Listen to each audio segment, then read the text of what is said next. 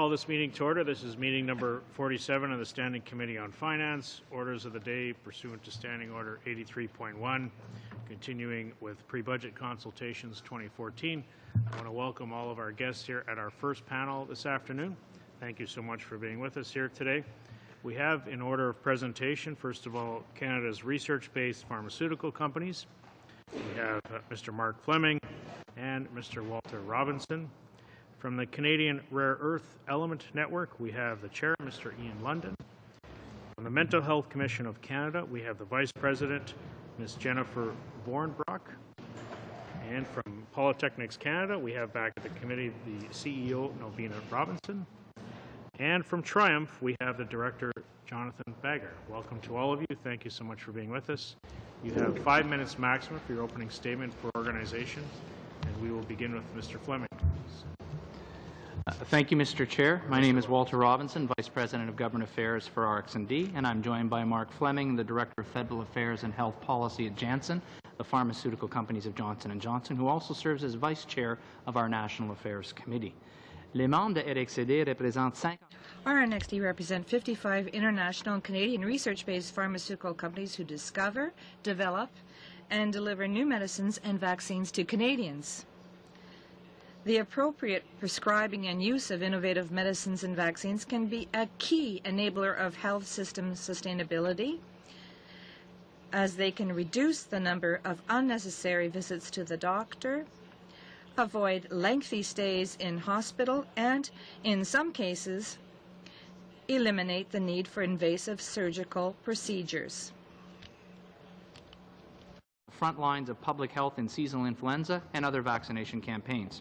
Through this work, our industry supports close to 46,000 direct and indirect high-value, high-skill, and high-wage jobs across the country. Our members contributed over $3 billion to the Canadian economy last year, with more than $1 billion into R&D investments and approximately $322 million devoted to patient assistance and community contributions. Indeed, over 75% of this amount was devoted to more than 3,000 industry-funded clinical trials, which provide hope to patients who have not responded well to other therapies and further the frontiers of medical knowledge. Earlier this summer, we provided the committee with a series of recommendations to help drive further investment into research, development, innovation, and commercialization. These recommendations support the Economic Action Plan, Advantage Canada Economic Framework, and Global Markets Action Plan. Stability and predictability are the focus of our comments this afternoon. To start, we congratulate the government on signing the Comprehensive Economic Trade Agreement, CETA, with the European Union. Swift implementation of the IP provisions within CETA, including the right for appeal for innovators, patent term restoration, and enshrining 8 years of data protection, will send an important signal that says Canada is serious about harmonizing its IP regime to global levels. Last month, my company, Janssen, announced an agreement with the University of Toronto's Centre for Collaborative Drug Research to form an open-source collaboration focused on new therapeutic approaches to the treatment and management of mood disorders and Alzheimer's disease. This project, called Neuroscience Catalyst, is a unique collaboration between government, industry, and the research community. This important global Johnson & Johnson investment was strongly influenced as a result of the successful IP negotiations within CETA. IP improvements will better arm companies like mine and our other members to compete globally within our own organizations to attract investment mandates into our country. While CETA addresses some important IP issues, there is still more work to do. For example, a series of judicial cases has resulted in a test for patent utility that is higher than the bar applied in other countries. Fortunately, this issue will be considered by the Supreme Court shortly. We sincerely hope that their decision will align Canadian standards with those applied to our major trading partners. Another area of focus critical for business stability and confidence is safeguarding confidential business information. In June, this House passed Bill C-17, which modernizes Canada's Food and Drugs Act. To be clear, we support the principles, objectives, and direction of Bill C-17, as it essentially codifies the manner in which our members already work with Health Canada to ensure and promote patient safety. However, we are concerned with last-minute amendments made to the bill prior to its passage by the House, which deal with the standard for disclosing confidential business information, or CBI. As currently written, CBI in the bill is understood broadly to include business information which is not publicly available, information that has economic value to a business or its competitors but may not be related to patient safety. RxMG is strongly supportive of providing the Minister of Health with specific powers to respond to the threats to the health of Canadians, which may include circumstances where it is essential to disclose CBI to address an imminent and serious risk to human health without notice or consent. Indeed, this is the approach in the Canada Consumer Product Safety Act and the Human Pathogens and Toxins Act. The threshold in both of these acts permits disclosure only when the risk is serious and imminent. Using these acts as benchmarks, we think the language in Bill C-17 is problematic and that it is imprecise. It is also inconsistent with the benchmark used by the FDA and the EMA. We have amendments that we can talk to you during our closing remarks. So to conclude, although we've focused our remarks around business stability, we trust that you will review all 9 recommendations in our summer submission, which address, amongst other things, improved clinical trials environment, regulatory modernization at Health Canada, and more accurate reporting of R&D by our industry in Canada by the Patented Medicine Prices Review Board. Thank you for your attention today. Merci. Okay, thank you very much for your presentation. Now I'll go to Mr. London, please. Good afternoon, Mr. Chair, members. On behalf of the Canadian Rare Earth Element Network, known as CREAN, please accept our sincere thanks for the invitation to appear this afternoon. We appreciate being able to inform you about this compelling opportunity for the strategic and economic benefit of Canada. CREAN wants to deliver 3 main points today. Canada has a real opportunity to secure a leadership position and its commensurate economic benefits in the global rare earth supply chain outside China. Canada has the best undeveloped rare earth resources and some of the most advanced developed projects in the world. Secondly, there are challenges unique to rare earth projects that must and can be resolved to enable industry to bring them into production. The Canadian rare earth sector is a collection of junior or small-cap mining companies without the individual financial or technical resources to address these challenges alone. Government support for research, innovation, and demonstration is necessary if Canada is to capitalize on this unique and time-sensitive opportunity to leverage Canadian rare earth resources into an engine of economic growth. Someone outside of China is going to seize the opportunity. We believe it should be Canada. Rare earths are a group of 17 elements with unique properties that are essential to many modern technologies, including advanced transportation, national defense, renewable energy, computer and network communications, lighting, healthcare, and consumer electronics. The current global market for rare earths is valued in the order of $4 billion annually, a number that is expected to roughly double in the next 5 years. Growth over the last 10 to 15 years has been 8 to 12% per annum, growth which most experts agree will continue. Developing the 5 most advanced projects in Canada would create about 1,400 direct jobs with $4.3 billion in estimated capital construction costs and $1.2 billion net present value in estimated future taxes. These figures do not include Canadian downstream value-adding industries that will be developed if the rare earths are mined and processed in Canada. The small-cap miners have already invested $200 million in Canadian projects. As you know, as many know, China has a virtual monopoly in rare earth production and processing and controls about 85% of the overall global production. China has managed to exert further control of important downstream manufacturing and technology value chains. These actions have created a real supply risk of critical materials to the rest of the world, including Canada. An economic development model similar to the China model could be considered by Canada and its trade partners if we had the local production. Manufacturers and technology innovators are undeniably looking for secure, sustainable, alternative supplies of rare earths. There are clearly national strategies among our key trading and allies in Europe, US, Korea, Japan, and Australia to obtain secure critical rare earth supply chains, and they are looking to Canada for leadership. For example, the European Commission, in its report on critical raw materials for the EU, deemed heavy rare earths to be critical with the highest supply risk relative to economic importance. The EU created the European Rare Earth Competency Network, or ERICON, a group of government, industry, and academic partners that will be presenting its final policy recommendations later this month. Canada, through CREAN, is a permanent observer of this group. CREAN has also been invited to address NATO on critical material supply and electric power systems next week. Canada and EU cooperation in this area would be a great step forward in the context of the historic CETA agreement and Canada-EU Strategic Partnership Agreement. The U.S. Department of Energy deemed rare earths as critical for energy and advanced green technologies and provide funding support to the Critical Metals Institute in the order of $125 million over 5 years.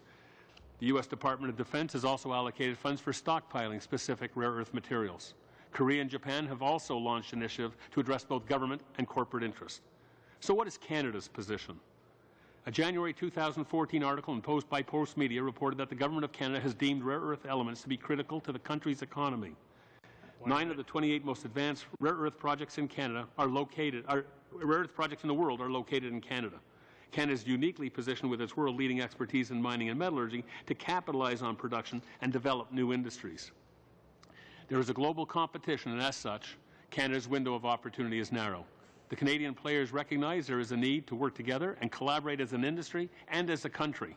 CREAN was formally launched following 2 workshops hosted by Natural Resources Canada and a roundtable in October 2013 with then Minister of Natural Resources, the Honourable Joe Oliver. CREAN, with its current 25 members and growing, is a member-led, multi-stakeholder network. It provides a platform for industry, academia, commercial and national labs and experts to deliver collaborative solutions that will enable Canada's rare earth sector to produce. CREAN is also focused on acting as a face of the industry to engage international governments and institutions, and working with universities to develop the highly qualified personnel needed to support the industry. Okay. Mr. London, if I could have you wrap up, please. Yes. Basically, CREAN is requesting funding support $25 million over $5 million. The estimate will leverage Canada's leading rare earth resource position and technical reputation, cement Canada's position in global rare earth product supply chains and international trade, develop highly qualified personnel, and create and sustain jobs and economic growth in an emerging industry. Thank you. Okay. Thank you very much. We'll now go to the Mental Health Commission of Canada, please. Good afternoon, Mr. Chair and committee members. Thank you for the opportunity to speak to you today. My name is Jennifer Vornbrock, and I'm the Vice President of Knowledge and Innovation with the Mental Health Commission of Canada. I'd like to speak with you about the work the Commission has accomplished in the last 7 years and about our desire to move forward with a mental health action plan to improve mental health for all Canadians. The Mental Health Commission was created in 2007 with the support of all parties in the House of Commons. And here, I would be remiss not to acknowledge the support of the late Jim Flaherty. He was a champion for mental health and encouraged our work, both publicly and privately, over a number of years. Today, I am asking to continue our work together to help all Canadians from coast to coast to coast.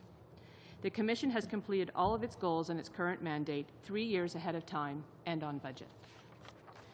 In 7 short years, we have worked with national stakeholders across the country to create national mental health strategy for Canada. We have trained over 110,000 Canadians to deliver mental health first aid in 2,640 communities across this country.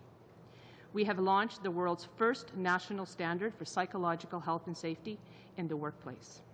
And we have led a national youth anti-stigma campaign evaluating over 50 schools' anti-stigma programs and are now currently working with 20 schools to implement the most effective programs.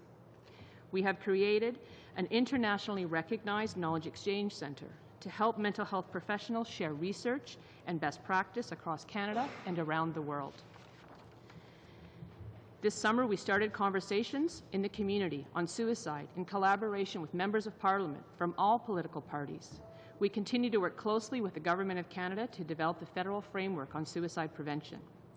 And finally, the Commission oversaw a major 5-city homelessness research project delivering results that showed for every $10 spent on Housing First, $20 were saved. Throughout our work, the Commission has leveraged the government's investment dollar for dollar, with over 350 partnerships that provided funding, resources, and expertise in kind. I sincerely hope there will come a day when the Mental Health Commission is out of business, but today there is still much more work to be done. The Commission's actions to date have drawn international acclaim for Made in Canada best practice. The Mental Health Strategy for Canada is considered one of the best in the world. We now have a roadmap created by Canadians.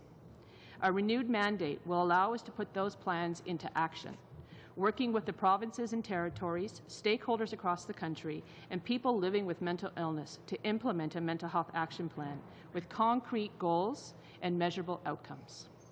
Our original mandate allowed us to move the needle on workplace mental health, stigma, and homelessness. This new mandate will allow us to confront even more mental health issues that Canadians are seeking solutions on, like suicide, PTSD, support for seniors, children, youth, Aboriginal, and new Canadians. I am pleased to say that consultations on the Mental Health Action Plan are already underway. We have begun to start this work quickly and effectively due to the strong relationships we have built over the last 7 years. With the provinces and territories, the Commission has become a coordinating agent that can gather input, build consensus across all levels of government. We have also collaborated extensively with the community mental health, Canadian mental health community, because we know how critical it is that mental health issues are not addressed in a manner that includes silos. To this end, I am pleased to say that Dave Golson, co-chair of the Canadian Association of Mental Health and Mental Illness, known as CAMI, an organization that represents 18 national mental health care organizations, has joined me today here in support. The Commission is already a hub of research and development, and our organization is a natural investment point to fund mental health innovation. Working with community stakeholders, we can address critical issues in mental health and encourage collaborative efforts between mental health stakeholders and government research bodies. The Mental Health Commission has proven that it can deliver results faster and for less money. We have budgeted responsibly, and we can continue our current funding until 2017. It is in the next federal budget that we are seeking a strong signal to our stakeholders across Canada that our work would be able to continue until 2025. Mental health reaches virtually into every Canadian household in this country. In any given year, 1 in 5 Canadians will experience a mental health problem, with a cost to the economy of more than $50 billion. Without action, these challenges will only intensify. However, we believe that by working together and investing in a concrete action plan, we have the opportunity to improve the lives of Canadians living with mental illness and to position Canada as a global leader on mental health innovation. Thank you. Merci. Thank you. Thank you very much. We'll go to Ms. Robinson, please. Thank you. Our thanks to you for including us in your important annual hearings.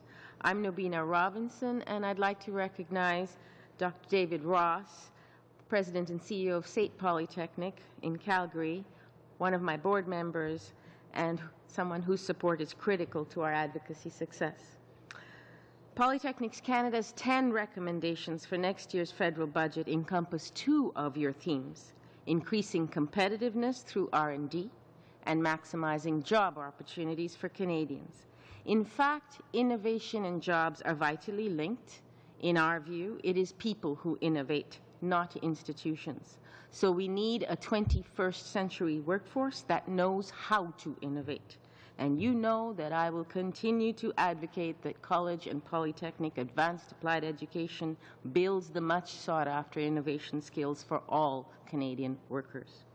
I will provide concrete examples today that underpin our recommendations, but I hope you will ask me more about our substantive ideas to improve innovation, labour market, and trades training outcomes in Canada. Our 11 members are publicly funded, research-intensive colleges and institutes. We are demand-driven and industry-responsive in all that we do. Your committee's focus on competitiveness is absolutely correct. So let me share a small example of how our members are enabling a whole industry sector to compete. In 2012, the College and Community Innovation Program, CCIP, awarded Sheridan College in Oakville a 5-year grant to establish the Screen Industries Research and Training Centre. A year later, 36 local regional companies and organizations from Ontario's digital media industry have partnered with over 180 Sheridan students and faculty on industry-led applied research. If you want an example of how colleges and polytechnics spur commercialization, then consider how Red River College in Winnipeg is using another CCIP award to purchase tools and equipment to serve the needs of an industry consortium involved in an all-electric transit bus project designed to test lithium battery life in Manitoba's extreme winter weather.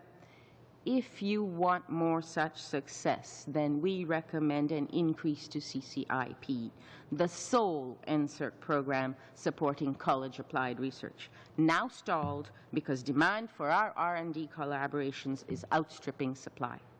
Worse, thousands of small Canadian firms are now forced to put innovation on hold. And then consider how neither Sheridan, nor Red River, nor any of our other members, nor other colleges can access the same supports for their indirect costs of research as their university counterparts. This leads me to our second research-related recommendation, namely to increase the funds for the indirect costs of research program and to allow the CCIP I just mentioned to be eligible. We can find no policy rationale for this exclusion. Stable, predictable funding helps to build our industry liaison capacity, increase our industry-driven research projects. Your other concern for maximizing job opportunities requires that we as a country, and more importantly, that the federal government once and for all recognize the consensus that now exists after a year of skills debate and labor market turmoil. Canada needs to invest in reliable, accurate, and timely labor market information. Your own committee's hearings this spring on youth employment recognized the need for action on this important issue. This is why we recommend the creation of a Labor Market Information Council that will make both demand and supply side data available to all Canadians, learners, workers, educators, parents alike. Okay, 1 minute. With the persistent threat of not enough certified journey persons in high-demand trades professions, the same Labour Market Information Council could modernize how we track Canada's 400,000 apprentices through the creation of a national registered apprenticeship number. We could gain crucial information about progress, mobility, and barriers faced by apprentices. And if demand is outstripping supply of talent for the skilled trades profession, consider our recommendation on high-demand training capacity needs.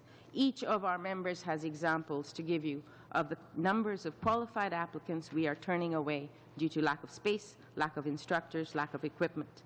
Above all, we need to de-risk investment in trades training if we're to grow the number of certified people. This is why we have recommended an employer tax credit for employers of record who see a Red Seal apprentice through to certification. The modern innovation process is far more collaborative than ever before, involving teams of researchers, technicians, specialists, and even tradespeople. Connecting talent to polytechnics should be a high priority for your committee's deliberations. Thank you. Thank you very much for your presentation. We'll go to Mr. Bagger, please. Thank you, Mr. Chair. Merci, Monsieur le Président. Thank you, Mr. Chair. I would like to thank the committee for inviting me to speak today. I am here representing Triumph, Canada's National Laboratory for Particle and Nuclear Physics. Triumph submitted a proposal recommending creation of an initiative to strengthen Canada's innovation in science, medicine, and business. Dubbed Capture, Canada's accelerator platform to unleash research excellence, the proposal seeks to unlock Triumph's capacity to produce scientific, economic, and societal benefits for all Canadians. Before I describe Capture, however, I'd like to speak briefly about Triumph. Owned and operated by a consortium of 18 Canadian universities, Triumph is a national hub for leading-edge research in nuclear and particle physics, fields in which Canada ranks as a global leader according to the Council of Canadian Academies, and fields in which Triumph plays a significant role in sustaining Canada's global research excellence. In recent years, Triumph has expanded its mission to include materials science and nuclear medicine. New fields, I will argue, in which Triumph's expertise can add to the prosperity and well-being of Canadians. In line with the theme of this session, I would also like to highlight Triumph's long history of translating its scientific expertise into competitive advantage for Canadian industry. Amongst its peers in the international subatomic physics community, Triumph stands out for its record of exceptional collaboration with industry. Starting 36 years ago, through its partnership with Nordion for the production of medical isotopes, Triumph has fostered the growth and competitiveness of domestic companies such as ACSI and Pavic Industries. In addition, the laboratory has also generated economic benefit through its work with large multinational firms, including Cisco, Intel, and Toyota. In 2008, to increase its commercial engagement, Triumph created its own nonprofit company, Advanced Applied Physics Solutions, or APPS.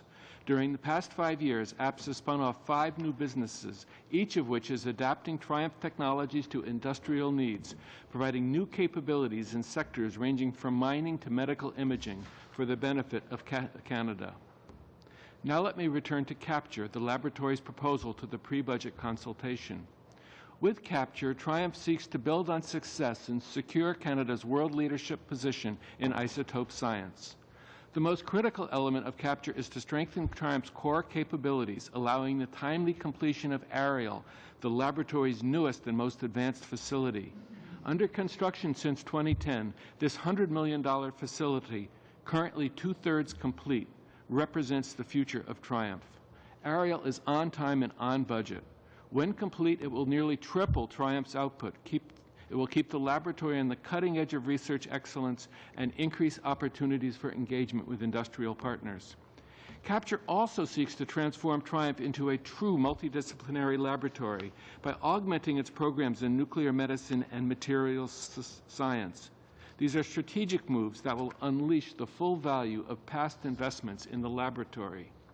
Medicine materials are promising areas with great economic relevance, both of which will leverage Ariel. Strengthening them will help Canada make breakthroughs in commercially relevant sectors, ranging from the treatment of cancer to the development of advanced batteries. Triumph has been a tremendous success for Canada. It is remarkable what Triumph has achieved with a base operating budget that is set to be frozen from 2005 through 2020.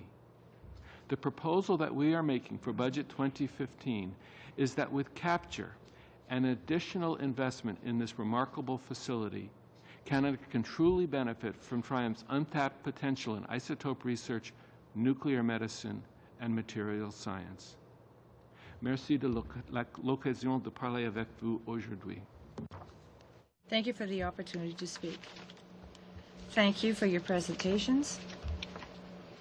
We'll begin members' questions with Mr. Carroll for 7 minutes. Thank you and welcome to all the panelists. I'd like to first of all ask a question of the Canada's research-based pharmaceutical companies. You have many recommendations. One I'm very interested in particular, aimed at asking that we change the objectives of Health Canada to integrate the promotion of innovation in its culture and in its procedures and processes. Now, this has been done in other fields of Health Canada. For instance, there was the Pest Management Regulatory Agency did more or less the same thing and included this new mission with its mission of protecting the public. And the report put out by the Environment Commissioner was very specific, saying that the double mandate of the agency was not necessarily compatible with this recommendation. We would wind up with the same situation. Do you not believe that this double mandate will, in fact, make it very difficult for Health Canada to, in fact, fulfill its mandate? Thank you, Mr. Chair. I can tell you that, as we pointed out in our submission, the promotion of health and patient safety is not incompatible with innovation for the FDA. It is not incompatible with the role of innovation for the European Medicines Agency. And indeed, the Government of Canada, through the leadership of Federal Health Minister Rona Ambrose, has herself embarked on a health innovation panel to drive the sustainability of the health system, the thing that the federal government is working toward, and include the provincial and territorial partners in that regard, that they all see health innovation and medical science innovation as a key enabler of driving health system sustainability. To your specific question with respect to the PMRA, in a former life, as some of you know, I've testified before this committee in wearing various hats. The PMRA, by way of disclosure, I worked for a company or a corporation that had interest on some of the products that they regulated. The pursuit of innovation in science was to ensure that you had a science and evidence-based risk management framework through the PMRA. And again, I didn't find at the time those objectives incompatible. Appreciate the Environment Commissioner's report, but as long as human health and safety is paramount and driven in an evidence-based way, science and healthcare can coexist, and we think that innovation mandate, as we said, making human health science is a priority as you move into Budget 2015, and the asks that we have done don't involve any money or any disclosure or disbursements of the forthcoming federal surplus, but a lot of policy and regulatory-based change. So in short, we think it can be done, and we think Health Canada in that respect should mirror what other leading jurisdictions have done in this regard in ensuring there's a health and innovation mandate. And indeed, we are encouraged by the Health Innovation Panel that the Federal Minister of Health has appointed, and we'll be making submissions to them in short order with this recommendation. But do you understand the concerns that can be raised with regards to this duality and the issues that it can cause? This is a particular request for supervision to ensure that both mandates are accomplished without interference. At the end of the day, the intent is to ensure the protection of Canadian patients. That is our first priority, and for Health Canada. If you have that principle above all others, there is no duality. I'd like to move on to Mr. Langdon. I have a few questions for you. The first, I'm sure that you followed closely the debate on the FIPA. We know that China has a near monopoly on rare earth elements, and it's not easy to break that monopoly, even with Canadian investments, when it comes to exploration and development of those resources in Canada. As far as you know, are there any Canadian actors in China right now when it comes to rare earth elements? In terms of is it easy to break a monopoly, the world and major manufacturers are looking and seeking for alternate sources of supply. It's not just a monopoly issue, it's security of supply and new innovation, including the Chinese. The Chinese are also looking for alternative sources of supply and protecting their own resources. So that is one dimension, saying you're right, the traditional model of them being monopolistic, it is not as big a threat because the Chinese themselves are looking for alternate sources of supply. I guess my question is, do you know of any Canadian companies, operators, who are actually operating right now in China in the rare earth industry?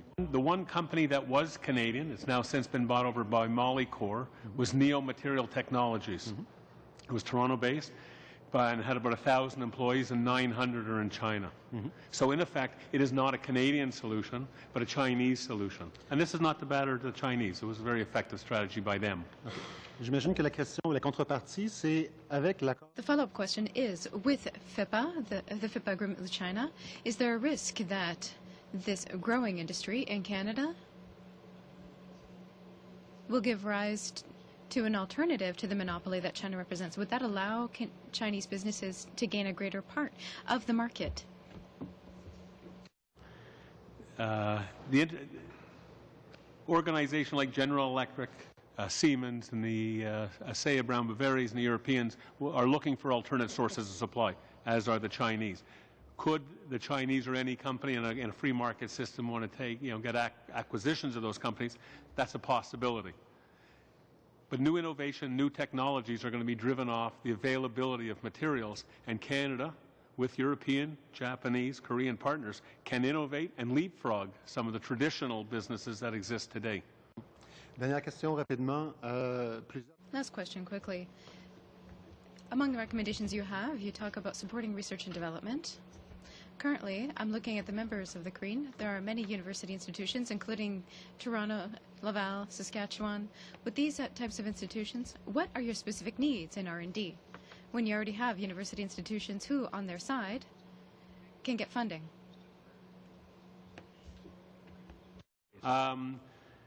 Okay, that's an interesting one. This would be member-driven, driven by solutions, not driven by research. The traditional terminology is R&D. What industry needs are practical solutions to bring projects into production. It would be membership-driven. The academic community can support it. The traditional mechanisms are for education purposes and pure research, not industrial development. These universities are interested in getting involved in industrial development and seeking a solution for today. And if the research does not give you the right answer, you shut that project down and find a solution, the aim, go into production, and then expand the value chain. Thank you. Thank you very much. I apologize, but members are limited in their time. Okay, merci, Monsieur Carroll. Mr. Saxon, please, if you're around. Thank you, Chair, and thanks to our witnesses for being here today. My first questions will be for Polytechnics Canada. So here's to you, Mrs. Robinson. Historically, it was thought that Canadian youth needed university degrees to succeed in the job market, but polytechnics are proving that this is no longer the case. Can you share with us what your member institutions are doing to help prepare Canadian youth for the job market and what barriers still exist to encourage more Canadian youth to go into skilled trades? Thank you very much, Mr. Saxton, for your question. I'm sure that my time is limited, Mr. Chair. So the main point that I want to tell you is I'm going to pick up on a question Mr. Keddy asked of our university friends the other day. We have data to show you on all our programs, whether they be one-year certificates, our four-year standalone bachelor's degrees, the new credentials that we have for the general arts and science bachelor's graduate from a university who needs to come to us to get career-specific certification. I can certainly provide you the full scope of all of our data points. We also have 41,000 apprentices last year alone going through our 11 members. So there's a range of options, a large urban research-intensive, training-focused polytechnic can offer the learning population. Many of our institutions are also doing things I don't usually talk to you about. In their large areas, they're servicing newcomer integration needs as well. So I think that the issue is, what are the barriers? That's the part that I will go to. And in general, when you're talking with so many issues here, let me keep it at a high level. There is a societal bias that we have to break that says that going to university is the only surest way to guarantee income security over the course of one's working career. There is now a corpus of data that show that that is not so. Some of our Western Canadian schools would show you their graduates with earning powers that far exceed that of a bachelor's graduate. So we need to get this information. That's the barrier that people don't know. As soon as I tell you, then you'll say, yeah, but I know someone whose son and my nephew went, and the plural of anecdote is not data. We really, really, really need the data on our talent supply. And when Canadians have it, then they'll be able to make choices. And that's, I think, the next step. Thank you. Can you explain how the apprenticeship loan program that we introduced in Budget 2014 is going to help encourage more young Canadians to go into the skills trades?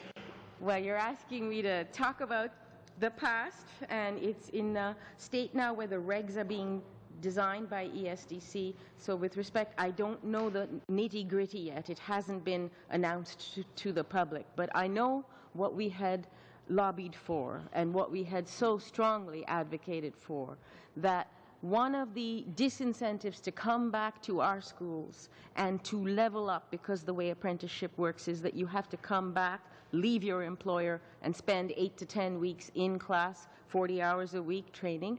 One of the barriers was the cost of leaving the employer and the cost of training.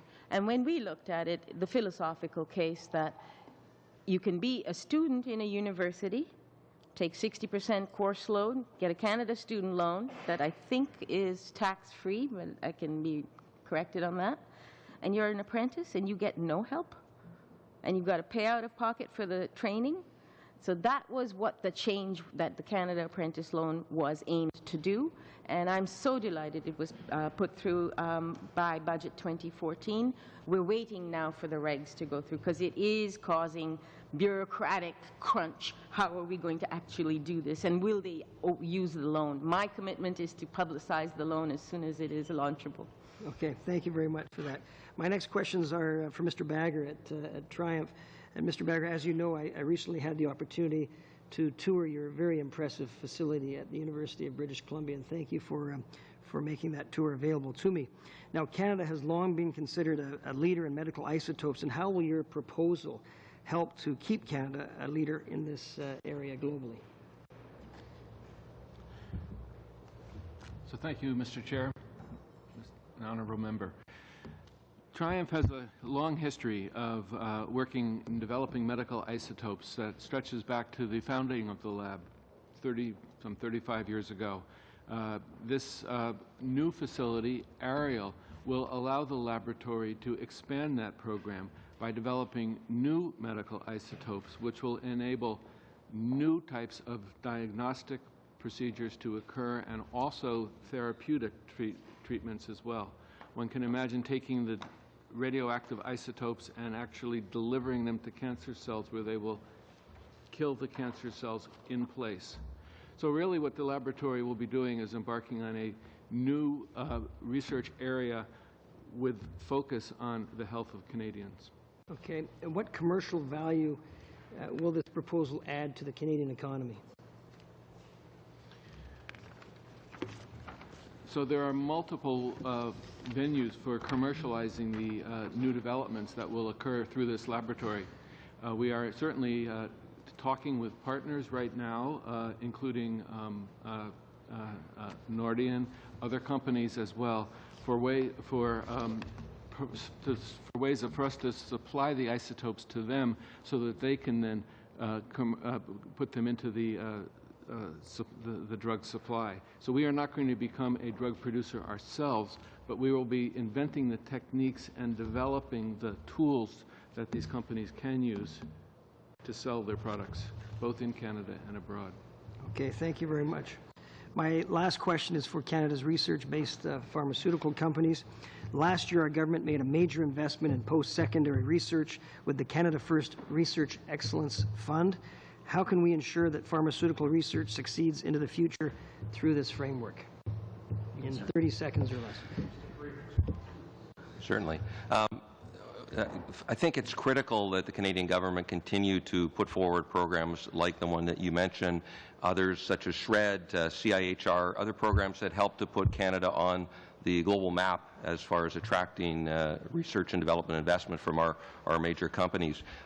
It is a competitive environment out there. Each and every day we compete not with the Pfizers and the Mercks and the Glaxos, but with our own operating companies within the J&J world globally. And Canada needs to put their best foot forward through programs like the one that you mentioned, like the IP enhancements through CETA, that allow us to better compete for those global R&D dollars. We can then in turn bring to Canada programs like the one I mentioned earlier at University of Toronto and Neuroscience Catalyst, and as well even in your backyard when you think about the Centre of Excellence for HIV and CDRD. Thank you. Thank you. I'll just remind members, we're asking very good questions, but I'll encourage you to leave enough time for witness responses as well. And as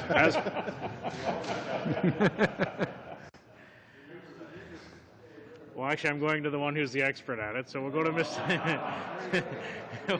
Mr. Bryson. Mr. Chair, that gratuitous and nasty comment cut into my time. Can we start the clock again? We will start the clock right now. Okay. Ms. Robinson, you've referred to the poor labour market information available and the resultant exacerbation of the issue of the job skills mismatch. Recently, the Canadian Chamber of Commerce, or one of the Canadian Chamber of Commerce resolutions that came out of one of their meetings, called for a restoration of the long-form census. Would you agree that could contribute to better data for young Canadians and for educators? Well, who can disagree with wanting better, longitudinal, detailed, granular information? So yes, but what I think is the more important point now is we actually, when we look at all of the Statistics Canada existing tools, this is a rusted toolkit measuring backwards for the 20th century. So now we need new data that really help. Graduate employment rates, earning power, are people finding jobs in the field that they studied? How many work-integrated learning opportunities do the programs offer? And from an employer perspective, what are the actual barriers? Are they not its qualifications are not the same as actual skills. So clearly there's a disconnect there. I will tell you that I contribute a lot of my thinking to the Canadian Chamber of Commerce through its HR Skills Committee. And what I think is superb is there is this alignment coming now on the need for better labour market information. Council of CEOs is saying it, Canadian Chamber of Commerce is saying it, and it's not just that they want demand-side data, they want supply-side data. They don't know what's in our talent supply chain. They don't know how many graduates we're going to have in mechatronics 2 years from now. And that's the kind of information we need the federal government to put out. So census, I think it's just re-look at the whole of the evidence. Sure. If we restored the funding cut to Stats Canada, ensured the proper resources, and had the right mandate, could Stats Canada or could the Labour Market Intelligence agency function as a unit within a properly resourced Stats Canada? You're asking a very good question, Mr. Bryson. We're now calling it the Labour Market Information Council, and we've adjusted since our early August submission to you. I struggle with this question all the time, and I go back to my days of the Jenkins panel. The machinery question, the machinery of government question is bedeviling. And there is this antipathy to creating more federal bureaucracy. And that's why my thinking and our thinking is an arm's-length independent entity, and we can provide you more information on this, with private sector and the educator community on its board. You almost want to now take it out of Statistics Canada, out of ESDC, and create, through shared jurisdiction issues, the Forum of Labour Market Ministers working together, get something that is credible and not bureaucratic. And I think we have examples for you. In Australia, they've done this, and it's called the Workforce Productivity Council. You can do it here. Could we also launch, as a national government, national campaign to restore the honour of professional trades in Canada, to get young people thinking about professional trades earlier, in addition to providing them with better labour market data? Should that be something we're thinking of as government? Well, you know, with respect, that's been going on year after year. We put some money out to promote the trades, try a trade program. There's how many different ads have we seen in the Winter Olympics? Just providing the data and the information may be the best, and let them... Yeah, I'd say much more important now to get the data on the earning power of the trades professions, the high demand trades, and really what you can earn as a power engineer or power line technician, etc. Thank you very much. Ms. Vornbrook, yesterday Michael Kirby met with the committee. Of course, he was the original chair of your organization, and spoke to us and gave a very compelling presentation on his organization's work on the whole area of youth suicide prevention. How would you help us distinguish between the laudable work that he's doing in terms of youth suicide prevention and the work that you're doing as an organization, and help us understand the difference in terms of the nature of the work done by each organization in this area? Well, thank you for the question, Mr. Bryson. I would probably say that the work that the Commission is doing, has been doing actually, and started by Mr. Kirby, carries on in a similar way. And what the Commission, I think, is particularly proud of is the degree and the extent to which we have secured a number of really critical national and local partnerships on suicide prevention. And in particular, I think I would want to draw your attention to the work that we've been doing with the Public Health Agency and others around the federal framework for suicide prevention, but also the work that we've been doing in the communities, community-led conversations on suicide prevention, which we think is critically important. There's been a okay, thank you. There's been a significant increase in the incidence of suicide among veterans, Canadian Armed Forces. What do you recommend to the committee in terms of resources for mental health within the Canadian Armed Forces? Should we be making a significant increase in mental health resources, both for active enlisted men and women in the Canadian Armed Forces, but also for veterans?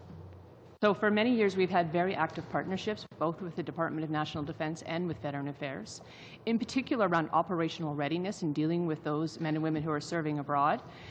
There is some fantastic programming called the Road to Mental Readiness, and we've been partnering with that program to bring that into civilian police forces as well. And so I think there's some really critical work that's going on, and we continue to partner with them to support that work. Do we need to increase resources given the dramatic increase in the... Well, I think that there has been an increase in resources, and I do think that there continues to need to be an increase in resources. And I would want to comment on, particularly around Veteran Affairs. We have been working with the Department of Veteran Affairs and others, because one of the really critical things we've realized is the transition from the armed forces into community is a critical juncture and an opportunity to increase support. And so we're very pleased to see some of the real partnerships that are beginning to take root with Veteran Affairs around, things like mental health first aid, expanding the Road to Mental Readiness, and other critical programs. Okay. Thank you. Thank you very much, Mr. Bryson. We'll go to Mr. Keddy, please. 7 minutes. Thank you, Mr. Chairman. Welcome to our witnesses.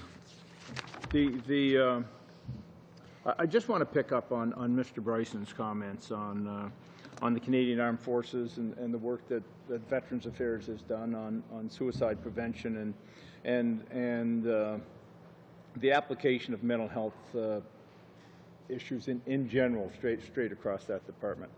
And I guess one of the things we see in the political world, unfortunately, is sometimes the raising of rhetoric around suicides. And in everything that you're ever taught in suicide prevention is that you don't bring attention to it. That all of a sudden you have a cluster and that cluster starts to grow and you get copycat incidents, that it spreads. It's a cancer that is almost impossible to stop. So do you have any suggestions on how we handle, because it's politically sensitive, but how we handle the very important need to have a positive suicide prevention program and yet not inadvertently be part of the driver? Well, I thank you for that question because I think it's a critically important one. And the way in which the Mental Health Commission and others have approached the conversation about suicide is, if I was to quote Harold Albrecht, I think he has stated that not talking about suicide isn't working, so we need to start talking about suicide. But we need to do that thoughtfully, because you raised some very important points about where the conversation can go if not done carefully and thoughtfully. I think the national mental health strategy exists. We do not need another national strategy on suicide prevention. We need to take action on suicide prevention. And in particular, we want to be cautious not to focus on particular populations. I think suicide is an issue that is complex in nature. I think it reaches into families, adult males, seniors, children and youth, the veterans, armed forces. I think we run the danger at times by focusing in on particular populations that we lose the full breadth and scope of the complexity of the issue, and we miss the opportunity to look at how communities can support those individuals across the lifespan. Thank you very much for that answer.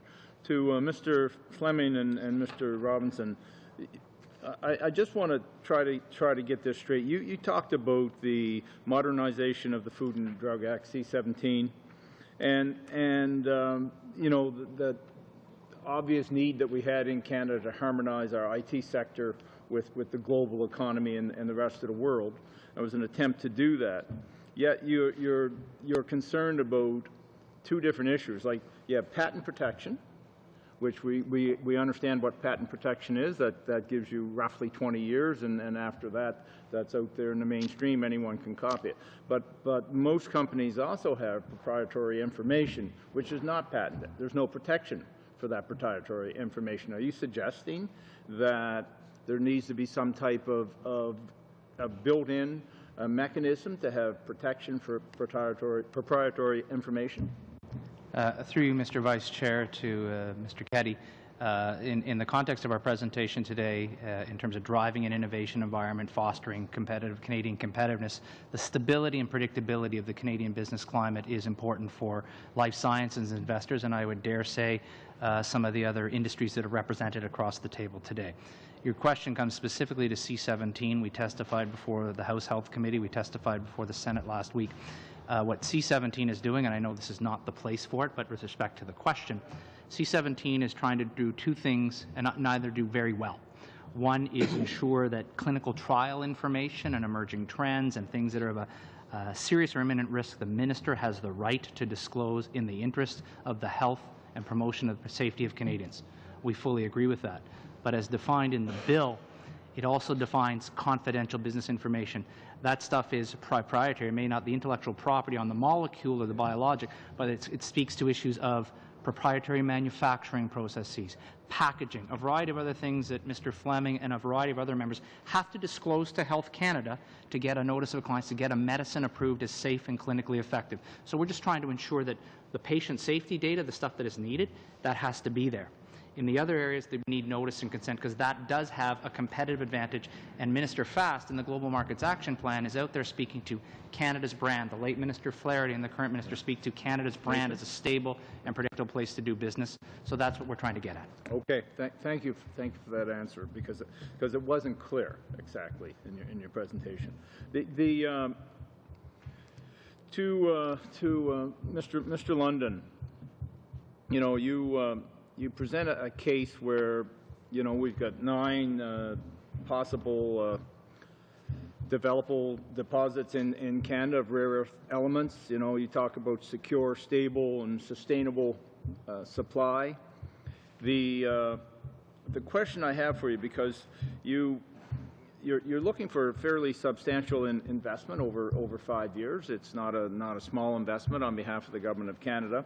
At the same time, the potential, you know, to grow from a $4 billion industry worldwide to $8 billion is, you know, something that's going to double. You know, 8 to 12% growth over the last 10 years in that field. So all those are fantastic statistics.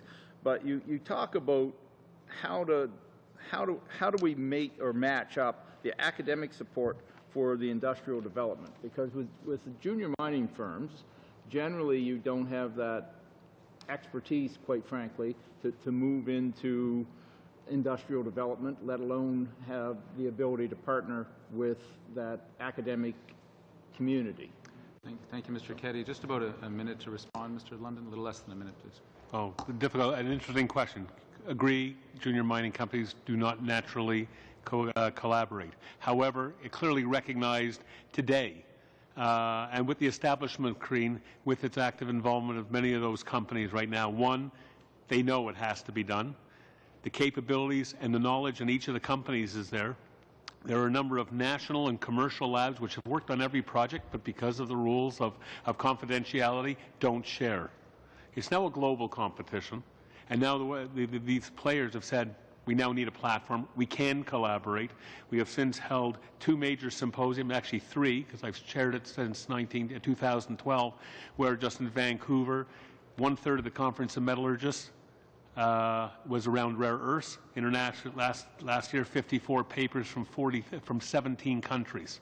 Thank you. Canada can collaborate. You're right, not naturally, but a number of the folks recognize it needs to be done and have the enthusiasm and ability to do so. Thank you, Mr. London. Thank you, Mr. Keddy. Mr. Rankin, for up to 7 minutes, please.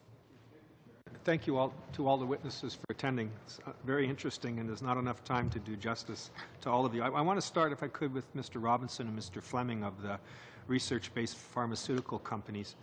You say in your brief that Canada secures less than 1% of global R&D from the innovative pharmaceutical industry, despite being a global leader. And you're asking, it seems, for more federal funding, despite what I would have thought is a very profitable sector. How can the federal government, could you have suggestions for how we can get increased R&D in this country? How can the federal government be a driver of scientific innovation? Is it simply a question of adding more money from the federal government? What are your suggestions? I could start. You know, I don't think we were asking at all for additional funds or money from the federal government. I think Walter actually made that fairly clear that that's one of the unique parts of our submission is we're not looking for incremental money. We're looking for support for key policy changes that help create Canada as an attractive environment on the global R&D stage. The steps forward with the free trade agreement with Europe that have enhanced the intellectual property regime for Canada help to set the level the playing field with Europe and the U.S. and other countries. So we're asking for support from this committee and from the House to move that forward. There are key programs already in place that the government funds. If you think of CIHR, if you think of the SHRED tax credits, these are all very competitive programs that we look to take advantage of. And it's not just us, the large pharma companies. It's also the small biotech ecosystem across this country that those programs are absolutely critical for. The future of innovation in Canada rests a lot on the shoulders of those small biotech companies and the partnerships that are created between companies like ourselves at Johnson & Johnson and those small companies as they emerge. All right, thank you. My next questions are from Ms. Robinson of the Polytechnics Canada. You made a number of recommendations. One was that there be an increase in the College and Community Innovation Program by $12 million, and you gave an example of how the demand was exceeding supply for those programs, and innovation was therefore put on hold. How did you come up with the $12 million figure? Why isn't it way more or way less? So today, the program is $50 million per year, made up of different kinds of multi-year grants. There are, I think, 96 eligible colleges and polytechnics bidding for that $50 million program. We have seen that over the last 3 years, 73% of peer-reviewed, good quality applications cannot be funded because the multi-year approach means that the forward monies are tied up. And so we believe a $12 million increase is about 25%. We are not calling for the doubling of the program, but simply allow more projects to come on stream. There is a need to be careful here. If you double the program, you could cause an excess of funding. We would never pretend to be what we are not. All right. I appreciate what you're saying, and I'll continue, if I could, with you. You are making a big plea, and I'm building on what my colleague, Mr. Bryson, asked you about these labor market information plans, and you mentioned other agencies like what you're proposing in other countries, Australia, Germany, and the like. But this is an old movie, isn't it? We've had cuts to Statistics Canada, eliminating a number of surveys, eliminated core funding of sector councils, using Kijiji data to make a jobs plan. Why this new mousetrap that you're suggesting? Why don't we just simply get the government to restore the money that it had in StatsCan and elsewhere to do some of the very things you've been asking for? Well, restoring money is not the same as asking Statistics Canada or ESDC or any other bureaucrat to do something new. And we need to do something new. So what we need now, and we have seen this through the whole debacle of the temporary foreign worker issue, is that we really don't know what the publicly funded institutions of higher education in this country have in the pipeline. And currently, because it is now getting into a shared jurisdiction issue, that is provincial information. We need to be able to incent the creation of this information and let anybody take that data and package it and market it to the community for whom they're targeting the workers. This next question is for Ms. Vornbrock. As you heard, Senator Kirby was here to ask for $100 million over 5 years for the National Suicide Prevention Fund. You're asking to complete the excellent work that your organization has done on the Mental Health Action Plan. There's only so much money. How would you prioritize as between your ask and his? The critical part of going forward for the Commission as part of a new mandate is the Mental Health Action Plan. And that's a document that we intend to and have already started broad consultation with provinces, territories, and national stakeholders. As I said in my statement, with over 350 partnerships, we believe it will be an interesting and challenging task to come up with what we think the priorities for Canada should be. But we have a guide in the mental health strategy for Canada. We are seeking resources of about $25 million a year for 10 years. We do not think a $100 million National Suicide Fund is necessarily required, because our conversations with communities across the country have yielded some really interesting information about the kind of resources and community assets that already exist in the community. And our job would be really to leverage the existing partnerships that already exist in those communities and really see some of the innovation and some of the solutions that we believe already exist around suicide prevention.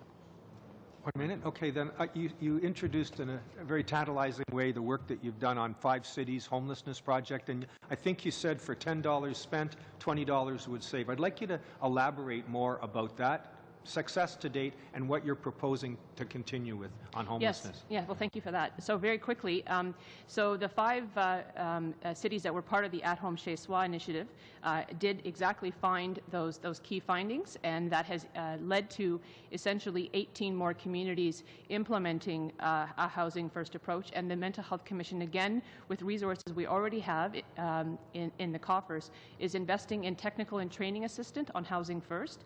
There's another 44 communities in waiting who will also be part of that housing first continuum across the country. So this is definitely, with the support of provinces and territories and stakeholders, this is definitely an initiative that is snowballing and is really starting to take root in terms of rapidly ending homelessness. And I mean, some of the results in terms of I think something, I'll look at my fast facts, but something in the neighborhood of reducing hospitalization costs at 72%. I mean, we are seeing significant results as a result of this intervention. Well, thank you very much for your great work on that. Thank you, Mr. Rankin. Mr. Allen, over to you for 5 minutes, please. Thank you, Chair, for the opportunity, and thank you to our witnesses for being here. Ms. Robinson, I think I'll start with you. My first two questions. You talked in your submission about a national registered apprentice number, and just as you're fully aware, some of the challenges we have across jurisdictional issues, national and the provincial governments, and even, in fact, some of our tradespeople being restricted and going from one province to another. So how would you see, can you talk about the labor mobility, and it's more than just scholarships and grants and that type of thing. How would you see this working in the context of sort of a fragmented piecemeal labor market like that? Right. Good question, and let me unpack it in a couple of different ways. The first issue is that we just don't have a grip as a country or even in any province on what are the different barriers being faced by apprentices. To answer the bigger question that I think all of you should ask yourself, why don't we have more tradespeople certifying? And the nature of that training and the nature of that kind of acquisition of skills is you must learn from a master craftsperson. So if we don't have master craftspersons, journey persons, then we will not be able to train the next generation. So completion is the problem. I also believe we need to recognize that the federal government has, in year after year, tried to attack the problem by giving more incentives to individual apprentices. The time has come now to get a grip on the data, and that's what this is. And so this would be a voluntary number assigned like an SIN number, social insurance number, to those applying for federal supports. And so over time, you would be able to track them. We actually spend $7 million on a national apprenticeship survey once every decade. Going back to the earlier question Mr. Rankin asked me, the speed at which Statistics Canada crunches the data. So the last time we surveyed the apprentice population in this country is 2002. We didn't get the data till 2009, and now we're 2014 on the other side of the recession. That's why I think we need a real-time data set on apprentices, and you would find willing apprentices giving their number. Okay, thank you. You hit a little bit on the reporting mechanisms and the strength of reporting relationship mechanisms that you have at the polytechnics. And I'm not sure, you're probably aware that Minister Kenney made a statement a couple of weeks ago with respect to the federal transfer and the $12 billion for education and wanting to get more reporting back on that. And I know the community colleges and polytechnics, I think, tend to do more reporting than the universities do. Do you see that as starting that dialogue with the provinces as a way to start to get more reporting and understanding more of the job success that some of our students are having? Right. So first of all, as publicly funded institutions, whether universities or community colleges or polytechnics, everybody's got their reporting tracking. They have to get the operating grant from the province and the provincial capital and the funding for bum and seat. So the issue is who's not making it public and who's distorting the data. And that's the challenge right now. The other issue is all of these institutions are providing it to the provincial capital, but not the federal government. And I do believe that we gave away the levers in the federal level when we didn't take accountability. The Canada Social Transfer and the post-secondary education escalator set aside within it, we don't know what we're getting for it. And now it's coming home to roost and we're asking. And so that's fine. Things change a decade later. Let's actually look at this again. But it would be no burden to ask us to give you the data. What's shocking to me is when I go to ESDC and they're asking me for the data because they can't get it from the provinces. So some sort of incentive has to be created to allow the existing data to be put into the hands of the people who need them. Okay, thank you. I got a little less than a minute. Okay, thank you. Ms. Warnbrook, I'd like to ask you about your submission on the chart of the momentum of Mental Health Commission, the diffusion of innovation, and you say we are here, and you're coming now 2 years ahead of when the funding is going to expire. Can you talk just really quickly about the adaptation and the facilitated uptake of the strategy and what those two next steps would be? Yes, thank you for the question. So the reason we're here now is twofold. One is to signal to the government and to all parties that we have completed the mandate we were asked to do on time, well actually ahead of time, and on budget. But we do think that we do not want to see the mental health strategy for Canada, which we think is, and we've heard from our colleagues across the globe really, that it is best in show, really, in terms of a strategy. So we want to make sure that document doesn't end up on the shelf. And so putting it into action, and I mean, in fact, this week is actually Mental Illness Awareness Week, and wearing our orange bracelets. And I think that the theme of it is acting on mental health. And so really, for us, to really accelerate the momentum and to see that innovation, to really see it take root, is wanting to translate the strategy into action. And so that's really what will really be the foundation for the work for the Commission going forward. Thank you, Ms. Warmbrook. Thank you, Mr. Allen. I'll take a few minutes of questions here, and I'll continue with you, Ms. Warmbrook, for a second, because in an answer to a question from Mr. Ranklin about the effectiveness on homelessness with those suffering with mental illness, you just got into the answer, but you weren't, I don't think, completely able to finish. Could you add a little bit?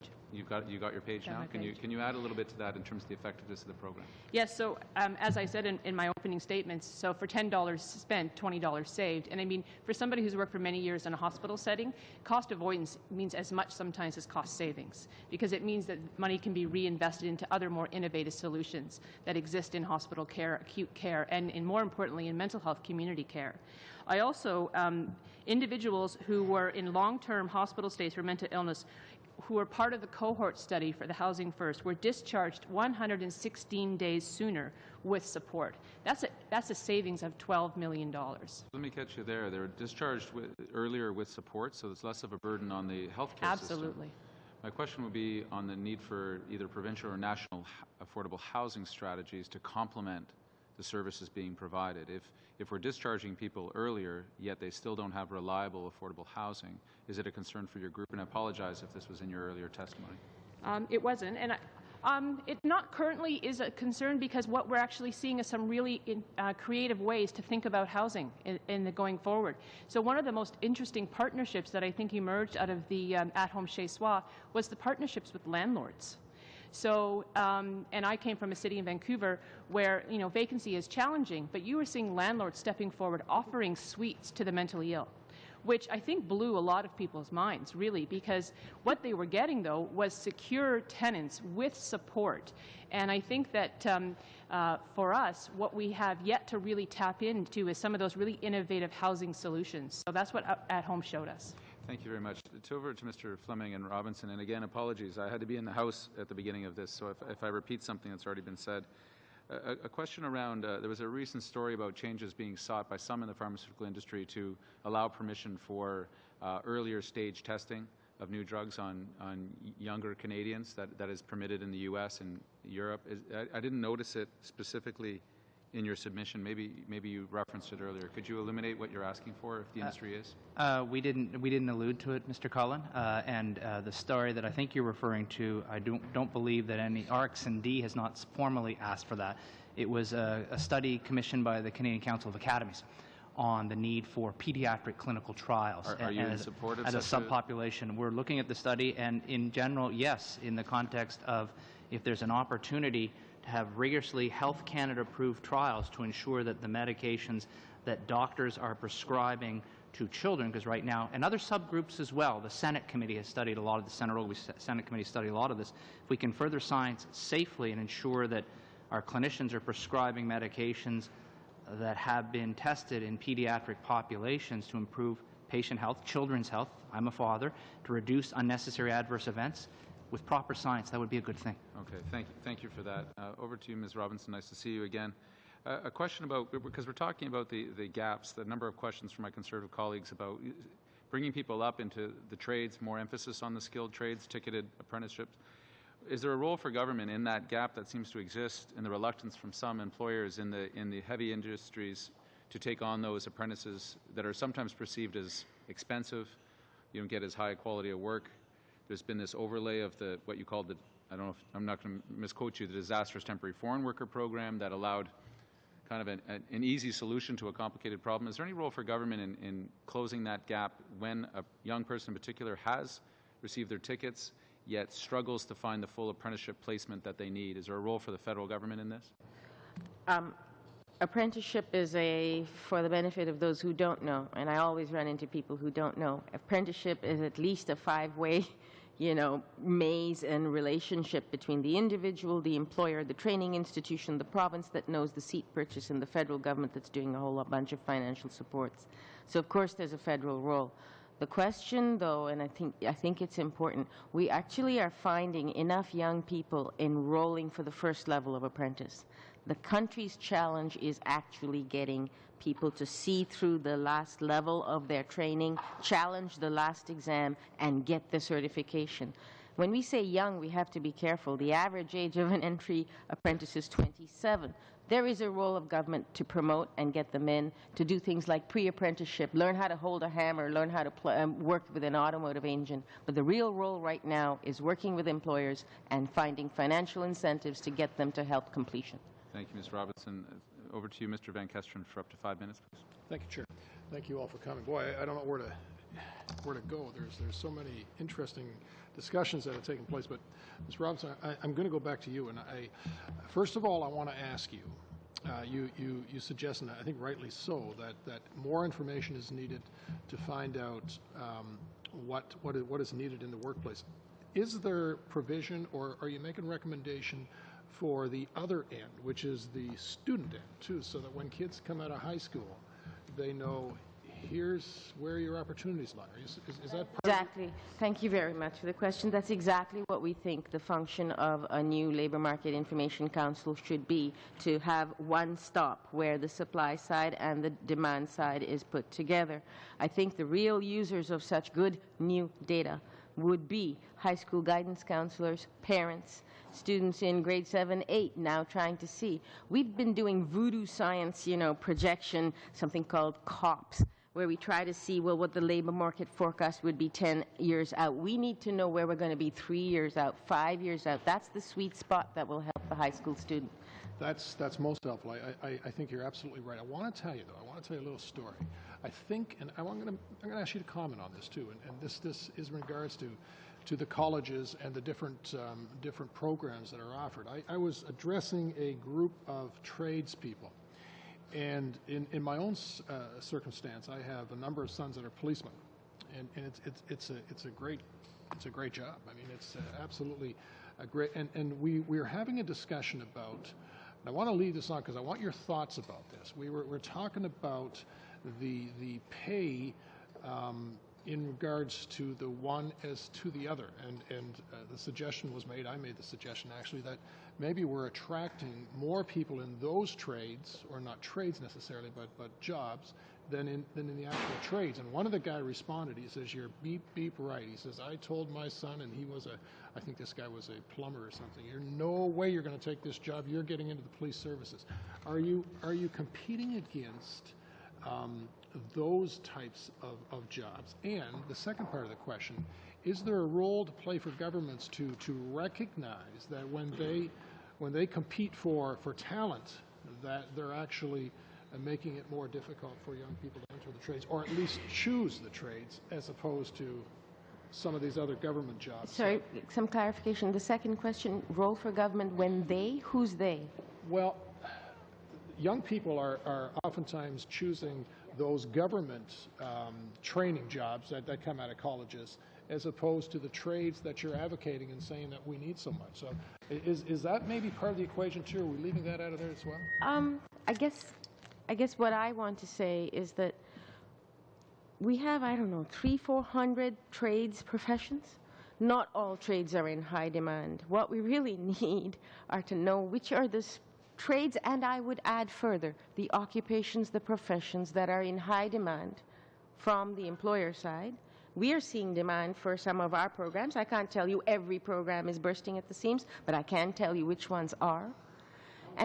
How important, if I can just interject quickly, how important is it for us to keep the costs of CPP, keep the costs of EI, and keep those costs? Because it's ultimately the employer that's going to hire these young people. And if they're challenged in those areas, how important is it for us as a government to make sure that, I guess there's two parts to this equation, probably three. Many. But yeah, and we're leaving a very important part of that discussion out. Well, maybe I'm not hearing totally your question, but what I would say to you is that anecdote you gave about the police officer and the plumber. We just don't know the earning power options. We just don't have the data. We know in our local reality, but we need to make this available. Number one. The role for the federal government in supporting all of this? Absolutely. And there are some things, job creation tax credit, but we now need to look at sharp financial incentives that target the problem. If employers are telling you they don't have enough welders, then did they know that at NATE there are welders that we're turning away? Why is that not known? So perhaps I'm not answering you completely correctly, but to me there's a role for government in getting the data out.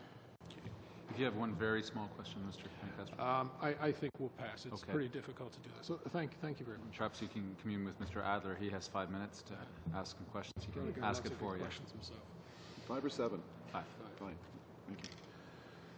Thank you. Thank you all for being here this afternoon. I do want to just begin, as Ms. Robinson, you mentioned early on, and I want you to expand on this. You said that we must learn how to innovate. Could you speak more about that, please? I think it was in my opening remarks that I believe that all workers can innovate, and that innovation skills are what we really need to be imparting to all our learners. How do we do that? And so I think the best way to do it is through applied education, where you combine the theory with the practical. And that's my philosophical commitment to Polytechnic applied education. But you see, up to now, and I say this with all the experience that I gained from the R&D review panel, also known as the Robinson panel, but truly known as the Jenkins panel, that we've said that innovation is an elite game. And I sit here with august research bodies, and I feel like Sesame Street, one of these things don't belong. And I don't hear those who are talking about Canada's science achievements talking about, but we need the makers. We need the people who build the prototypes, who do the cost avoidance studies, who do the scaling up. And so I think all workers need to be innovative. That's my absolute conviction. Okay, thank you. Mr. London, what are some of the constraints that are around producers right now of REEs? Are there any in Canada right now that are an impediment to further development of RE? Primary constraint, well, financial markets are soft, but from a production perspective, we're bringing things into production. Rare earths are not commodities. It's not like copper or any of the base metals, and you have to complete a supply chain. They also present some unique chemistry issues. So producer A can produce a concentrate. Producer B can produce its concentrate, and no two deposits are ever the same. One of the challenges is how do you separate them into, and all rare earths appear the same, the 17 elements all come together and they have to be peeled off as an onion. Can we develop a centralized facility to take feeds from different units? The answer is yes. But no two feeds are the same, so you now get into what are the chemistry issues, what are the innovative solutions, and then can we demonstrate it? The answer is I think you can. There are a number of other technical, like I said, brought together a group of the innovators, which I like the theme talked about before, where engineers and the technical leaders from each of the companies got together and said, no, we can't talk. Do you have any problems? No, we don't have any problems. You know, at the end of the day, they've prioritized 7 common projects. Said we have the same similar kind of issue. We are finding that this reagent scheme is probably the best. It's only produced in one location, happens to be controlled by the Chinese. It could be re-engineered. How about we collaborate and solve this problem, reverse engineer it, tweak it as need be, and move forward? It's that collaborative platform, and as I commented before, by CREAN and by the Conference of Metallurgists, what we've demonstrated, the ability is there for the juniors to do it and draw upon some of the bigger organizations in conversation with the CIM, the Institute of Mining and Metallurgists, and the Mining Association of Canada. Some of the larger folks are saying, how do we support you? How do you draw on some of the capabilities we have to solve problems we don't even understand? But individual skills are there, and that's what innovation is. I have solutions. How do we apply them? Okay.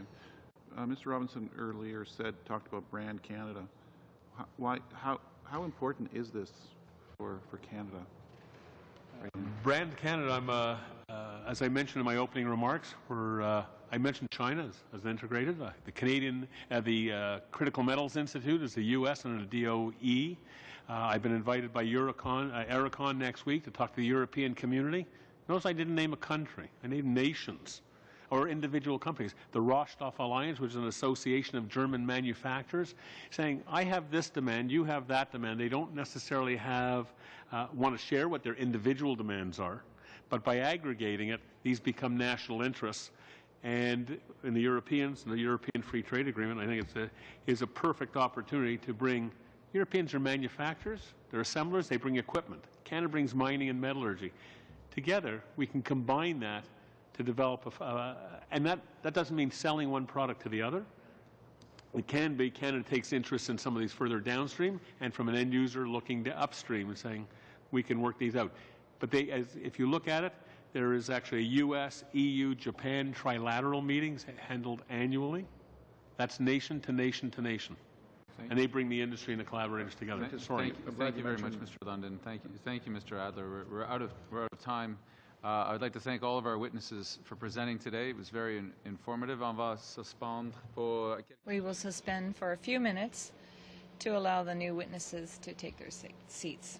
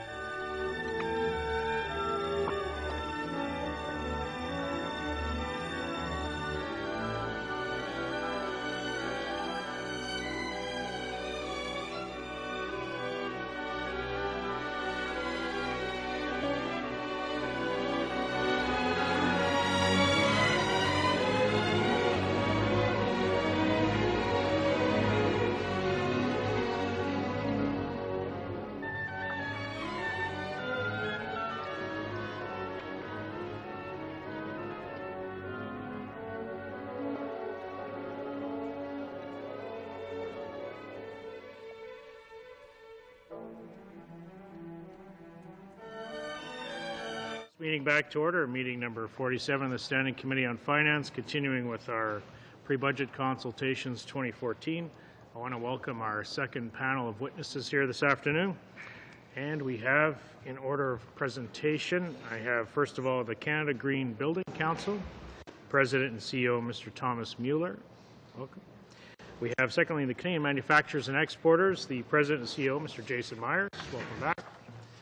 We have Mr. Sean Murphy. He's with the Cooperatives and Mutuals Canada. Welcome to the committee. From the Information Technology Association of Canada, we have the Chair, Ms. Karen Atkinson. Welcome to you. Ensuite, and afterwards, we have the Société de Promotion Économique de Rimouski, Martin Beaulieu.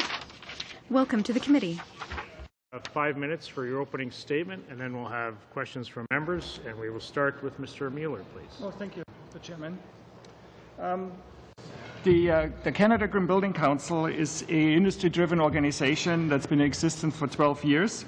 We focus very much on market-driven solutions. One of the reasons why green buildings, so these are environmentally responsible, high-performance building, the reason why they have been successful is that for the owners and for the developers, there's typically a very good return on investment. Globally, the construction industry is a $6.8 trillion business. It's one of the largest industry sectors in the world. And buildings also have a tremendous environmental impact, both in terms of carbon emission, about 30 to 35%, water, waste, etc., aside from the amount of land they consume. So this is a significant opportunity for reduction of environmental impacts and innovation globally. Canada was one of the early adopters of green building, and we are considered to be a global leader.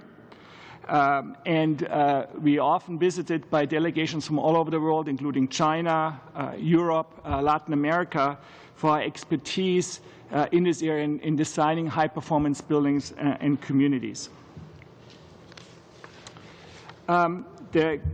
Globally, green building has been on the rise, particularly around new construction, but also around the retrofit of existing buildings. It's now firmly established. Over 100 countries in the world have strong green building programs, and as I said, Canada is a leader in this area. This is an innovation opportunity to really achieve high performance and low impact buildings. I can just give you an example of some of the countries that have been surveyed by a study done by McGraw-Hill Construction, the construction sector, for the world body in 2013. Between 2012 and 2015, the increase in firms and businesses doing green buildings have been in the 20th to 30th percentile increase between 2012 and 2015. So that's a significant increase in green building activity. If you look in the green buildings growth by sector in the next 3 years, there will be a significant sector growth in the commercial sector, with Canada 44%, institutional sector Canada 44%, high-rise residential sector in Canada 31%, and in existing buildings 51%. So across the board, more and more buildings in all sectors are going to be built to higher environmental standards. In Canada, in the Council, along with some of our industry partners, we commissioned a study this year that showed some results. How will the green building activity in Canada increase? In 2011, we had 37% of firms in Canada, so architecture firms, developers, building owners. 37% of those firms built 30% or more of their project green. By 2014, so the current year, this has increased to 56%. So 56% of firms now building 30% or more of their projects green. And it's expected that by 2017, it's going to be 71%. These 71%, of those 71%, 51% of the firms, so half of those firms building more than 60% of their projects green, which means that green building design, construction, operation, product manufacturing, etc., including infrastructure, it has become core business for many firms in Canada, and that's mirrored in other parts of the world as well. Now, the issue is that many of those products and technologies that are being used in very advanced buildings that have been very common across Canada, including the Government of Canada builds many of those buildings to a high green building standard, particularly the LEED building rating system, that many of these products technology are actually imported. They're imported from China, they're imported from Europe, and the question is, why don't we have more of these products and services and technologies that are homegrown? Like I said, Canada is a world leader, but there's very little research at this point to support this relatively new sector. The innovation that's happening is really done by engineers and builders and designers that innovate as they apply these technologies and products and designs to new buildings. So it's a wide open field with significant opportunity for investment and for commercialization of new products and technologies, and a great opportunity for really for Canada to stay globally competitive, because other countries, including the US and Australia, they're very aggressive in this area, and Canada hasn't been. So thank you. Okay, thank you. Thank you very much for your presentation. We'll go to Mr. Myers next, please. Merci, Monsieur le Président. Thank you, Mr. Chair. It is always a pleasure. I'm joined today by Lorraine Rayet from Williams Energy and Kevin Faulkner from Nova Chemicals, who are two of our members who have spent the last day and a half with a contingent of members meeting about 150 MPs on the Hill, talk about manufacturing, the importance of manufacturing, a number of challenges and opportunities facing the sector. But I'd like to focus on one specific set of issues, and that's I've distributed copies of our latest membership survey, as well as some of the recommendations we've made in our pre-budget submission. But I'd like to focus on two challenges or opportunities. The one is investment in some of the technologies that are radically changing the business of manufacturing, from 3D printing to Internet of Things to new materials to mechatronics. We're facing right now a time when manufacturers need to make these investments simply to be competitive with the rest of the world. The second is the ongoing competition for investment and the need to make a good business case for investment in new product and to retain product mandates here in Canada.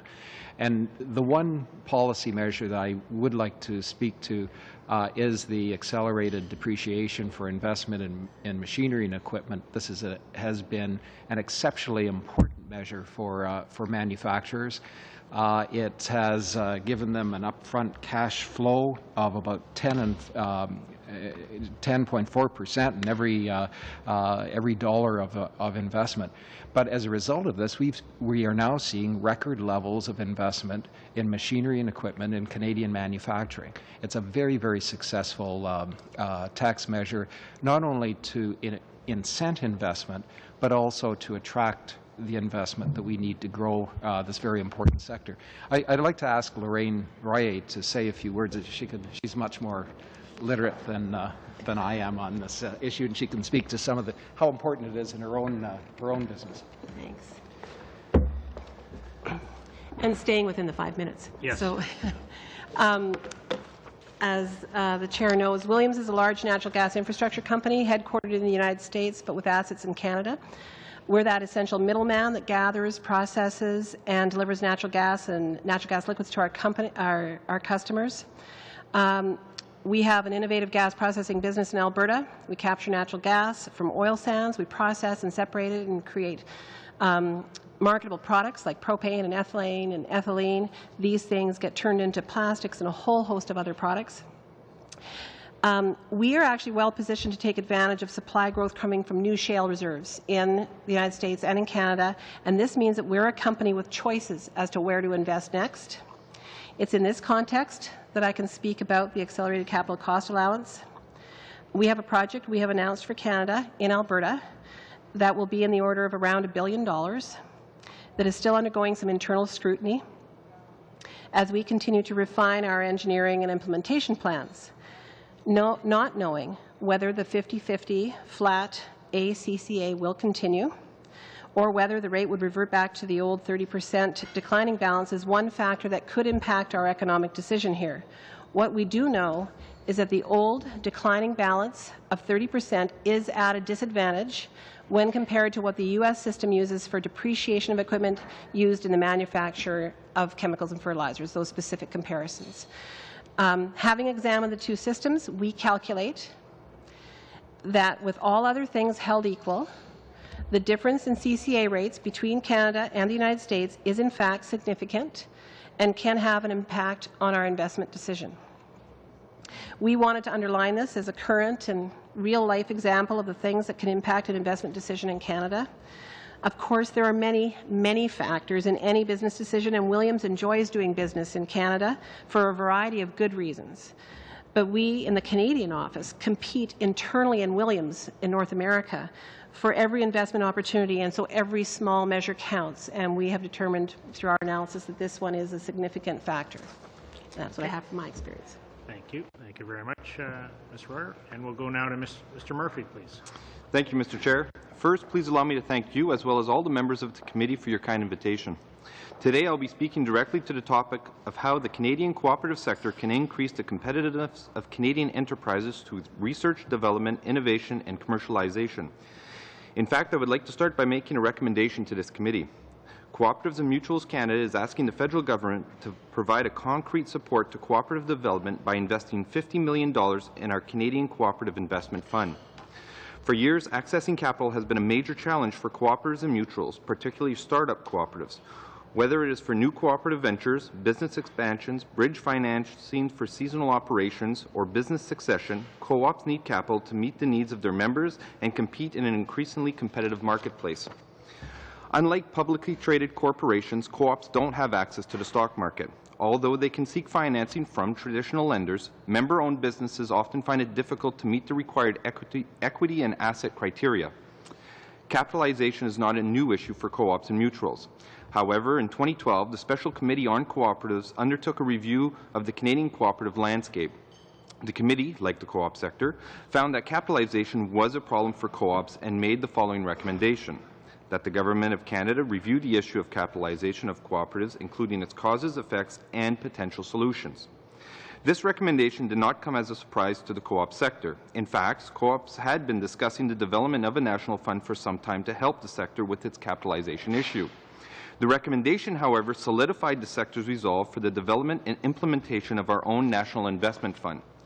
Financed by the cooperative sector, the Canadian Cooperative Investment Fund is designed to assist cooperatives to access capital that they might otherwise not have access to.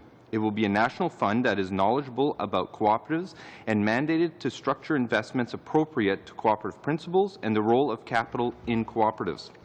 The goal of the fund is not to replicate or replace any of the current financing sources within or accessible to the sector. Rather, it is to assist securing such resources by topping up the cooperative members' investments through quasi-equity, which will in turn leverage the currently available loan offerings provided by credit unions and other financial lenders. Ideally, the fund will partner with financial lenders to provide cooperatives with a combination of traditional debt and subordinated debt beyond what may have been possible with the financial lenders alone. At the moment, we have a total of roughly $15 million pledged by 7 organizations. This money all comes from within the co-op sector, from co-ops and credit unions that believe in the need for this fund. We are hoping to reach $20 million very shortly. So why then are we asking the federal government for $50 million if we already have 15? To answer that question, I must first state that the co-op sector is moving forward with our investment fund, with or without a contribution from the federal government. However, let me tell you the difference this $50 million could make.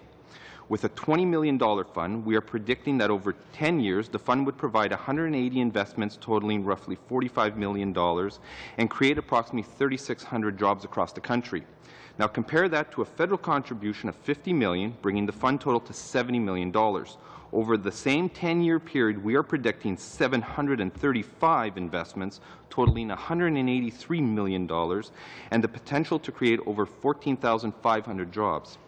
The $50 million contribution would be a one-time payment into the investment fund. We are not looking for a co-op-specific program. We are looking for the government to invest into a thriving and stable sector of the economy. Cooperatives and Mutuals Canada, CMC, is the national voice for co-ops and mutuals across the country. We represent more than 18 million cooperative members from 9,000 co-ops. I can guarantee that every member in this room has at least one co-op, credit union, Caisse Populaire, or mutual in their riding. We have come to the table with a solution to the problem. We now kindly ask that you, the members of this committee, recommend a $50 million investment into the Canadian Cooperative Investment Fund. Thank you.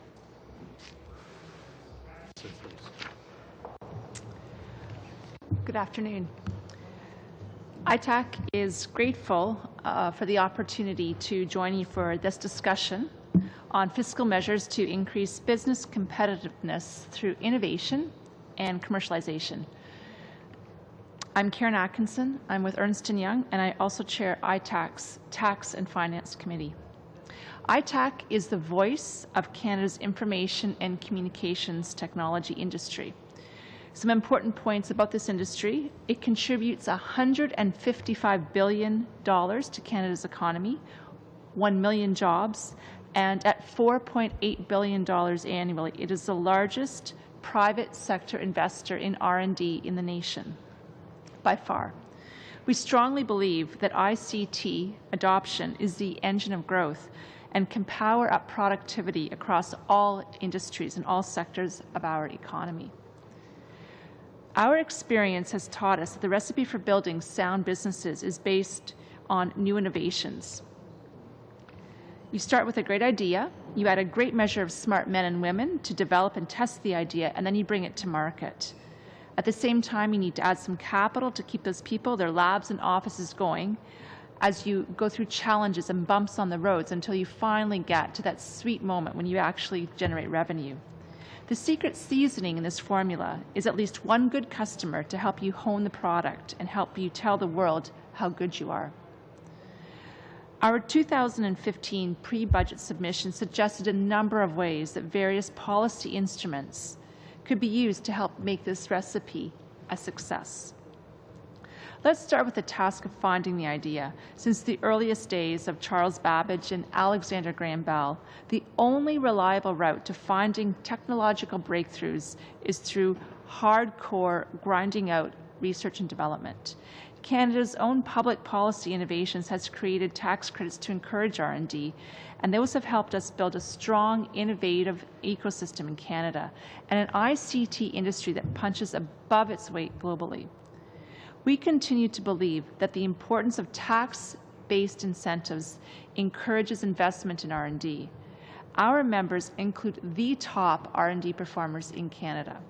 They stress the importance of the scientific research and experimental development credit in their ability to establish research mandates and the highly paid jobs that fulfill them in Canada, and will produce the knowledge-based industry that Canada needs in the next century. CFOs and CEOs of all these companies tell me that they have experienced job losses in the R&D departments to other jurisdictions around the world, not just the U.S., but China, the Philippines, India, due to changes made in the 2012 federal budget. Our recommendation is to restore some of the value removed from SR&ED by increasing the tax rate on SR&ED qualified expenditures from 15% to 17%, and to return capital expenditures to SR&ED eligibility. The second ingredient is talent. We believe that we must do more to improve our lackluster performance in the creation of engineers, scientists, technologists, and mathematicians to guarantee our ability to compete in a fiercely competitive, technology-driven global industry. Only 13% of Canadian degrees are in STEM disciplines, 9% in engineering. In terms of PhDs in science and technology, Canada ranks 25th among the 30 OECD member countries. We must address this poor performance if we want to compete with other nations, and in particular India and China. This should be a national priority. 1 minute. Thank you. We think our healthcare delivery system is an important area where increased ICT use would also be beneficial for preserving the healthcare system and advancing the smart companies that design solutions to improve efficiency. We are recommending continuing reinvestment in Canada Health Infoway, which is the national engine for rapid evolution of e-health-enabled healthcare system. But in an economy of 30 million people, we have to recognize that the most important customers for Canadian innovations are going to be found abroad. So we believe that we must continue to invest in programs such as the Trade Commissioner Service and EDC to ensure that emerging Canadian companies have the services they need to penetrate foreign markets successfully. That's a short summary of our recommendations for improving the innovation and commercialization for Canadian innovation and firms. Thank you. Thank you very much, Ms. Atkinson. Now, Monsieur Beaulieu. Good afternoon. Mr. Beaulieu, you have 5 minutes. Good afternoon, everyone, and thank you for granting us our time. That's the Francophone part of this afternoon. I would like to, first of all, thank everybody who worked with the Société in drawing up the brief.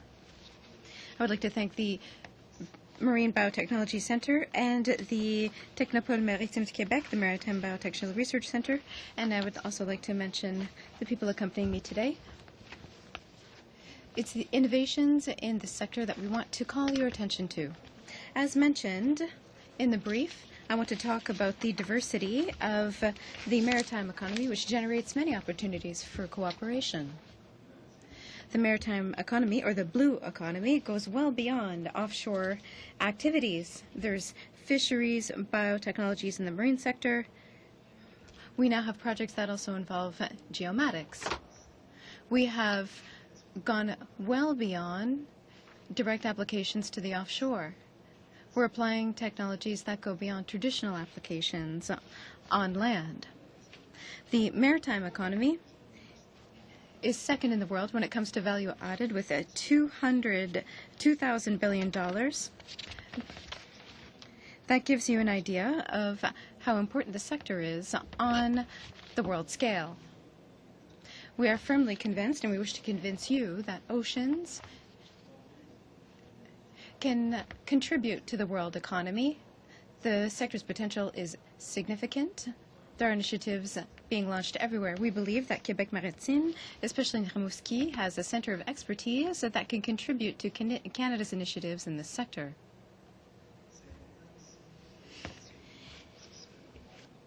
It's important to talk about what the blue economy might mean. There's 20 projects that have been accepted by the European Union for a total of 180 million, called Océan Futur. There's a national policy that manages to link all of the projects together. And we're working on a world level. There are many stakeholders who are extremely active. France and Norway have traditionally been active, but now we're seeing Ireland, Portugal, and China. The innovation model that was put forward 15 years ago in Rimouski was based on the creation of the Marine Sciences Institute. 10 years ago, a research center in biotechnology in the maritime sector and other centers of research completed the offer of research services and technology transfer that ensured an optimal transfer to various users. The Accord strategy, about 7 years ago, is part of that as well. It's a provincial program launched by Quebec, and it allows us to increase interactions in our cluster. And this has also allowed the various members of the cluster to produce common strategic plans. Because of this vision, we are able to look to the future, and we think that Canada can have an important place in the maritime sector. We want to optimize synergies in our cluster. We think we can call attention to them. We can optimize them between various institutions. The traditional role of our sector needs to be maintained. I'm talking about networking, applied research, business development, and commercialization. This is a role that's becoming more significant if we want to be competitive on the world stage. In Rimouski, maintaining expertise of our local scientists is extremely important. I also want to tell you that we are open to different funding models that allow us to be more flexible when it comes to keeping people in the area and for working with other centres or other industrial partners throughout Canada. Our vision for the future is also linked to other capacities. If you have any questions, I'd be happy to answer them on that. When it comes to our current structure, in the short term, we have some issues that we have to address to maintain our position when it comes to maritime technology. Even though we have analytic capacities, in order to maintain them, when it comes to scientific publications, the quality of the material that supports the results is important. For us, that's a serious concern. When it comes to international activities, they are becoming more significant, and we need to ensure support for them. That's at the heart of some of the concerns for our stakeholders. There's also the question of financial support for clinical studies. That's a significant concern for many members of our sector. In the same line of thought, there's also field work. We're talking about time in boats, sampling time, which requires significant financial support. And we also want to put forward simple and flexible projects that allow us to apply research results. For example, more flexibility in length of time or renewing funding. Thank you very much for your time. Thank you very much for your presentation. We're going to start. Merci beaucoup et merci. Thank you very much, and thank you to all of the panelists for participating today. This is a very interesting series of presentations. I'm going to concentrate on Mr. Beaulieu from Rimouski.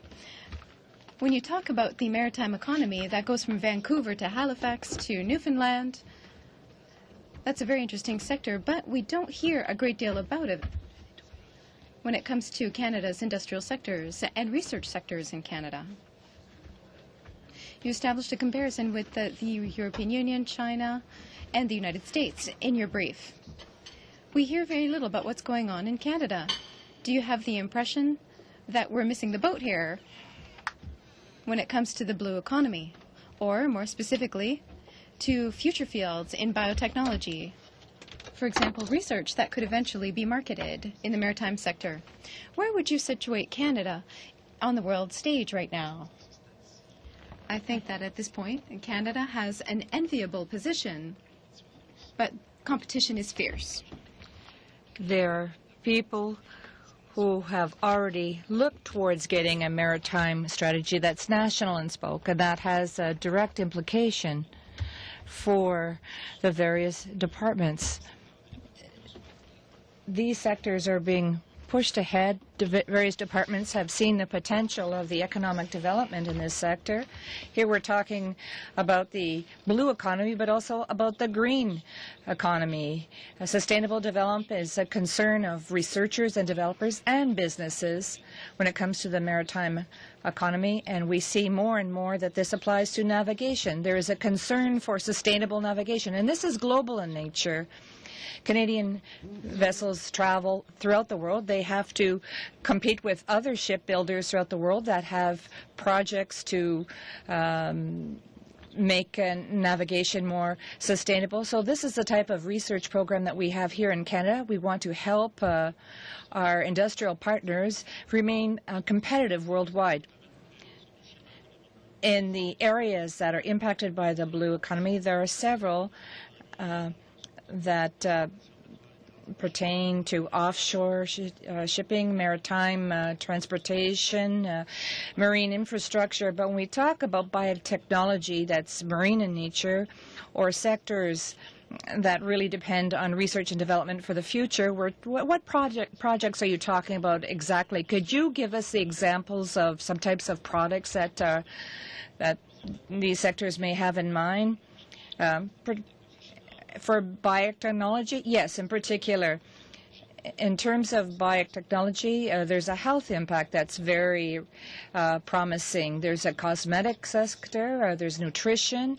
There's a lot more research being done in the pharmaceutical field as well. That's why that I talked about clinical studies. Our researchers find that there are some very interesting candidates But the big barrier that we have, it's the clinical trials.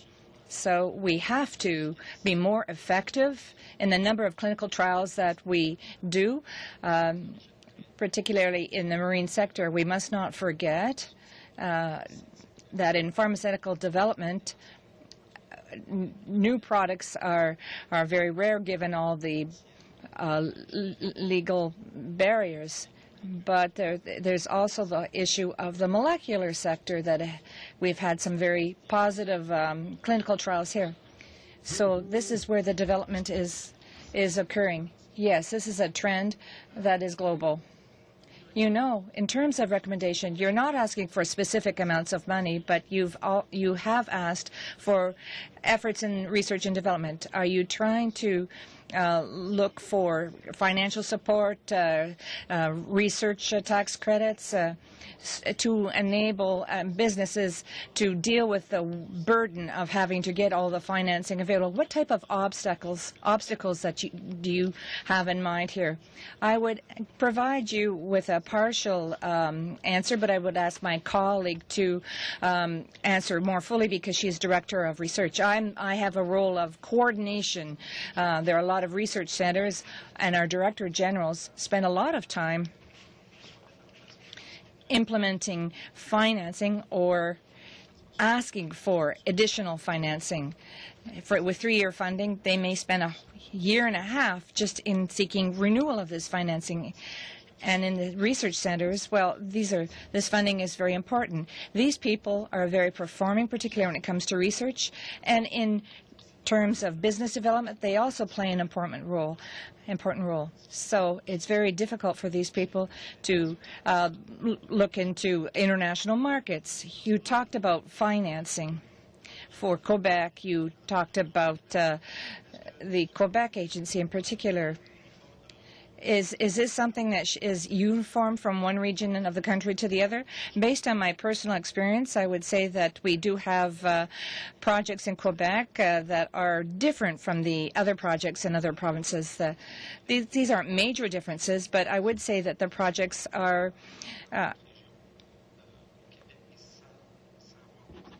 I don't have any specific examples in mind, but generally speaking, if we look at the contributions in terms of the groups I represent, out of a total project of $14,000 million, with help from the government of Quebec put in $2.2 million. And so there are initiatives like that where we've had significant cooperation from DEC, which was very appreciated. If you were to ask the federal government for an extension for blue economy or biotechnology or all future avenues, what type of recommendation would you be looking for? Supporting current infrastructures, help us to develop networks that would really enable us to push ahead with the results that we're getting in terms of research, end-user support, institutional support. We have to support people who work in these networks, just like as I explained when I explained the situation in Europe and in the United States. Thank you, Mr. Carroll. Mr. Saxon. For being here this evening. My first questions will be for the Canadian manufacturers and exporters. Mr. Myers. Now, Mr. Myers, as you know, our government's trade agenda has already made Canada one of the most open and globally engaged countries in the world, most notably the recent signing of the Comprehensive Economic and Trade Agreement with the European Union, which will open up 500 million new consumers for Canadian businesses. Can you explain how this CETA with the European Union and how other trade agreements that our government has engaged in will help Canadian businesses, primarily manufacturers and exporters? Thank you very much for the question.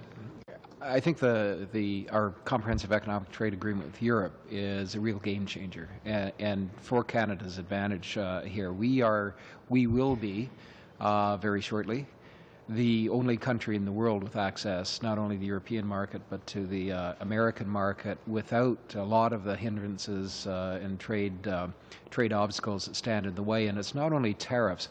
I mean, the reality of international business today is built on partnerships. It's built on investment that flows back and forth. It's built on the ability to move people within companies, to get fast product approvals, to take advantage of large infrastructure procurement markets, and all of that's, and particularly even in manufacturing, the money is made in service and engineering and design and technology. And in my mind, that's where CETA focuses. This is, I think, I have nothing but the best to say for our negotiators on this agreement. I think it's a fantastic agreement. What we're doing, though, to follow up, is working with the European Commission, and we've become the Canadian hub of something called the Enterprise Europe Network. Then we're calling it the Enterprise Canada Network. We've been working on it for about a year. It's set up with other organizations to identify opportunities for technology partnerships between Canadian companies and European companies. And in just over a year, we've concluded 63 technology partnership agreements already. So a tremendous opportunity, I think. And in the field of technology, and marine science is a very large part of this, the importance of Europe is to get in the product development stage. We're not going to be doing business with Europe on product lines that are already developed. It's getting in at the early stages of product development, leveraging European technology to grow businesses in Canada and North America, and taking part in supply chains through European companies, not only do business in Europe or North America, but perhaps even in China. So this is, in my mind, this agreement just makes all of that a lot easier. Thank you. Now, in addition to bringing down trade barriers internationally, our government is also focused on bringing down trade barriers within the provinces, within Canada, which still exist. And how will that benefit Canadian manufacturers and exporters once we bring down those interprovincial trade barriers? Well, this is also extremely important. I mean, my fear is that we may have freer trade between Canada and Europe than we will within Canada itself, and particularly in areas of transportation, standards of moving people across the country, the restrictions that we have on apprentices, for example, moving from one province to the other, recognition of professional certifications. All of these are extremely important. But the one area where I think we should be focused on, because it covers so many areas or so many issues, is regulatory cooperation. We have a regulatory cooperation initiative with the United States, which is very important, but I think we need to replicate that across the provinces. And in my mind, that's a role that the federal government has a leadership role. And I think it's one where I would imagine the entire business community in Canada would be very, very supportive of eliminating the unnecessary regulatory compliance obstacles to moving product and people across this country. In addition to cutting red tape, which is what we've been tackling very aggressively. You know, in manufacturing, everybody's focusing on delivering customer value and eliminating all of the processes that don't add value. And that, to me, is what regulation should be about too. Delivering the outcomes, the health, safety, environmental performance, doing that in the least costly, the least complicated way possible. So remove all of the complicated compliance requirements that don't add anything to the outcomes. I'm always I'm amazed when I go into a room of business people and I ask how many people have a Nexus card. And a lot of hands go up, and then I say, how many people with a Nexus card have been drawn into secondary inspection? And it's amazing how many hands go up. And the reason is because inspectors in the United States are now inspecting to see if you're compliant with Nexus. With with a system that is supposed to speed up because you've got security clearance.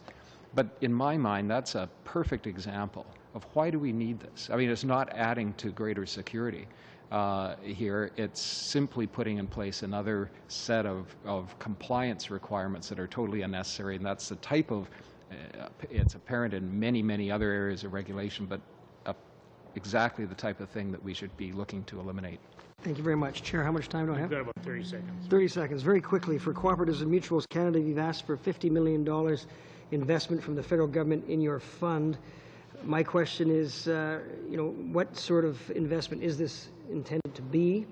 And also, you mentioned that cooperatives are very successful and stable. And if that's the case, why do you need the federal government to help out? We're looking for the development of this fund to help with the innovation side. A lot of cooperatives that are out there, cooperatives are formed when there's a need within a community, within a region, within a group of people. When these individuals primarily set up, there comes a time when they hopefully would like to expand, like to grow. But there's a lot of barriers that they face, that they just can't get traditional forms of lending from traditional banks or even credit unions for that matter. So therefore, if they want to innovate and grow, these barriers continue to present themselves. So what we would like to do is have a standalone fund designed for cooperatives. It's primarily for SMEs, for the smaller, medium-sized cooperatives, to give them a hand to move on. So I apologize for interrupting, but again, we can't go over members' time here. We have to be fair to certain members, so we will come back to that point. Mr. Bryson, please. Thank you.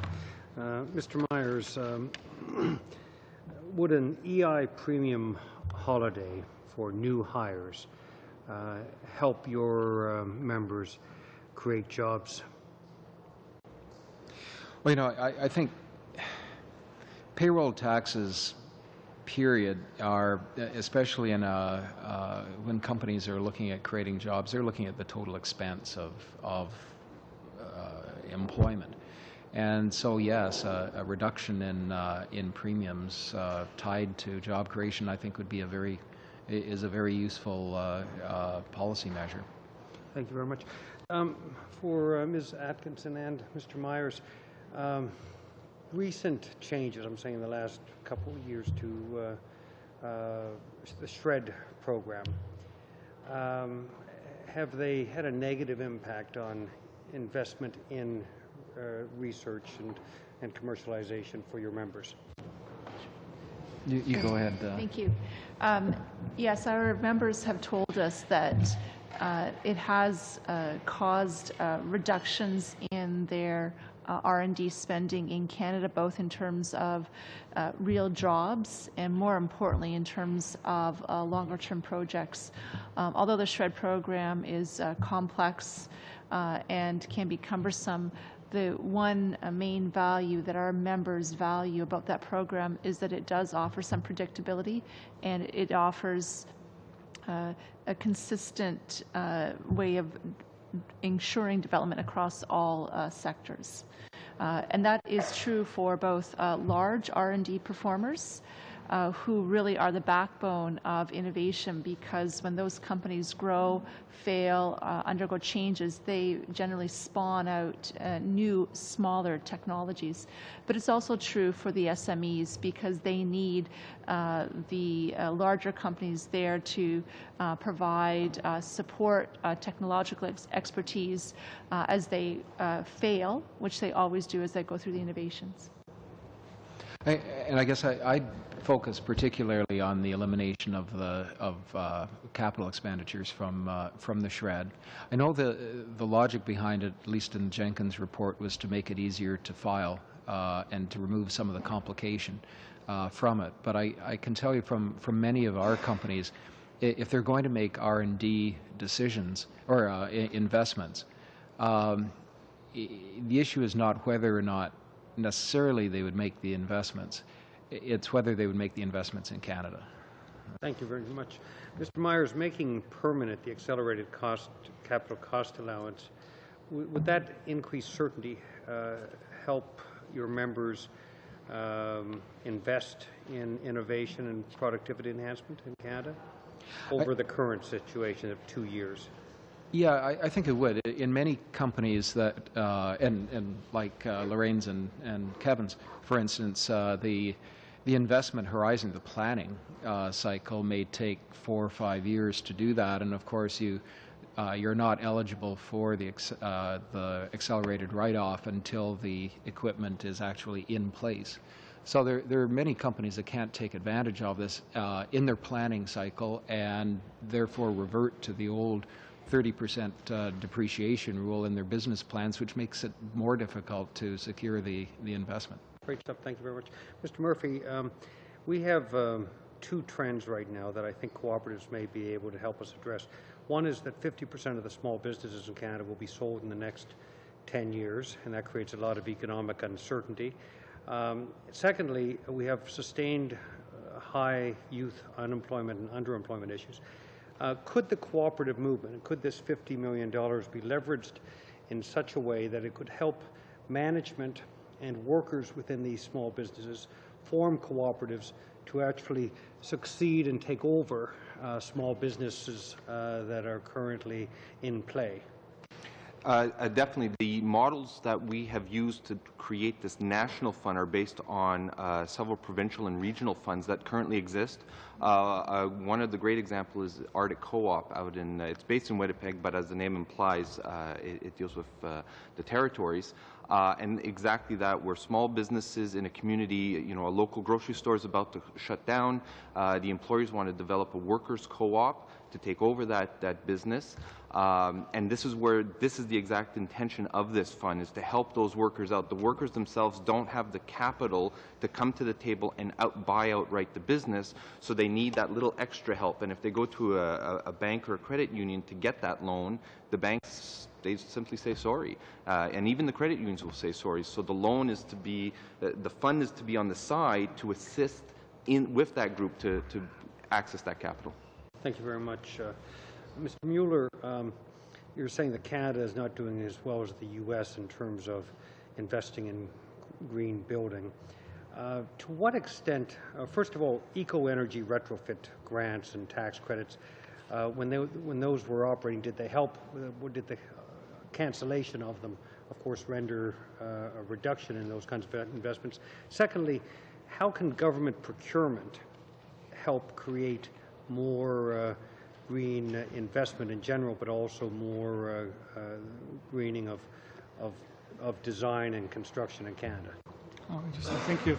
I think the cancellation of the grant certainly had an impact in terms of activity, particularly in the housing retrofit sector, because it did provide the seed funding that provided homeowners to do the audit, to do what needed to be done, and then additional funds to actually see through with the audit. So it was actually advantageous because the homeowner had actually made quite a significant investment in their homes to get a better performing home, particularly around energy.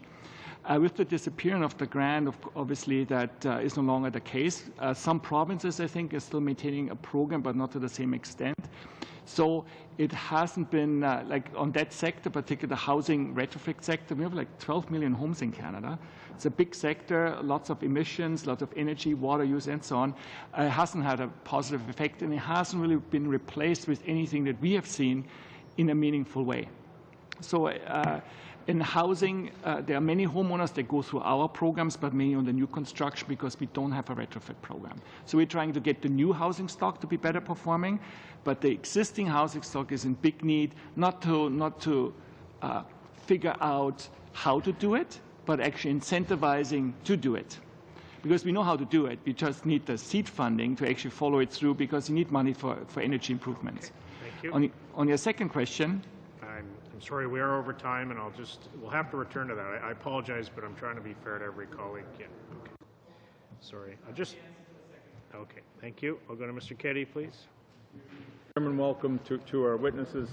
I'll just continue to pick up on Mr. Bryson's theme for a moment at least.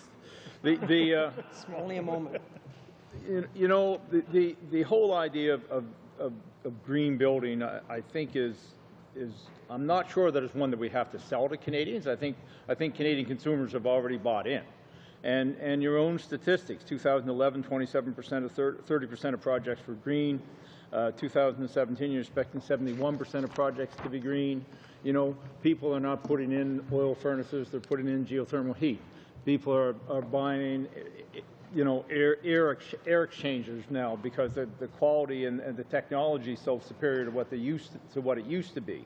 So how much of it, you know, we can legislate till the cows come home, but how much of this will be consumer driven? How much will be consumer driven? I think the average consumer is saying, so when I talk about the average consumer would be the homeowner, I think we estimate there's probably about 20 to 30% of the homeowners interested in driving and having better homes. And, you know, there are more products and technologies available now to green their home, from flooring to, you know, all kinds of furnaces and so on. So, but that's new construction. So there is, we talk about the retrofit of existing homes because they're the bulk, the 12 million homes that already exist. How can you improve the performance there? And it's quite different because in terms of our energy prices are very low. So they're not favorable paybacks for homeowners. So there is investment required to actually reduce the energy use. In Canada, and because of climate mainly, heating and cooling loads, we do rank fairly high globally in terms of energy use in buildings. And so in terms of consumer-driven, I think the consumer-driven approach will be limited just because of the low energy prices until go up.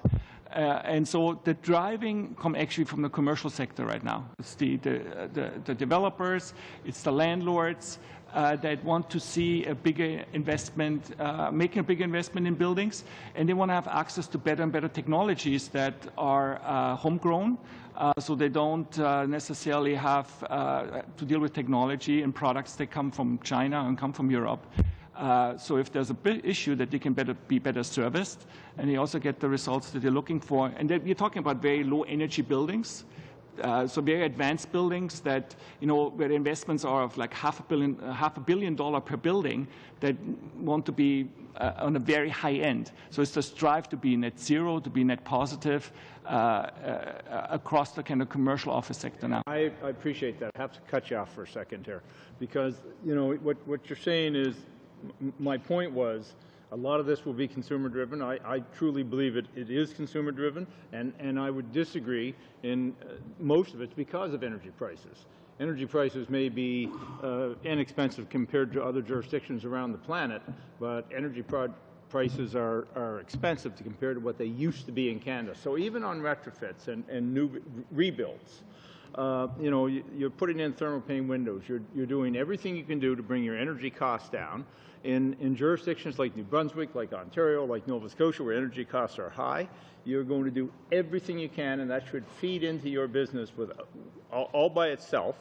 And government, I'm not sure we're just some overkill with government regulation of it, but I appreciate. We're not asking for regulation. We're asking for market-driven solution. The Council is well known that we do not ask for regulation. Yeah. We certainly support increases in the building code as they come to apply to all buildings in Canada.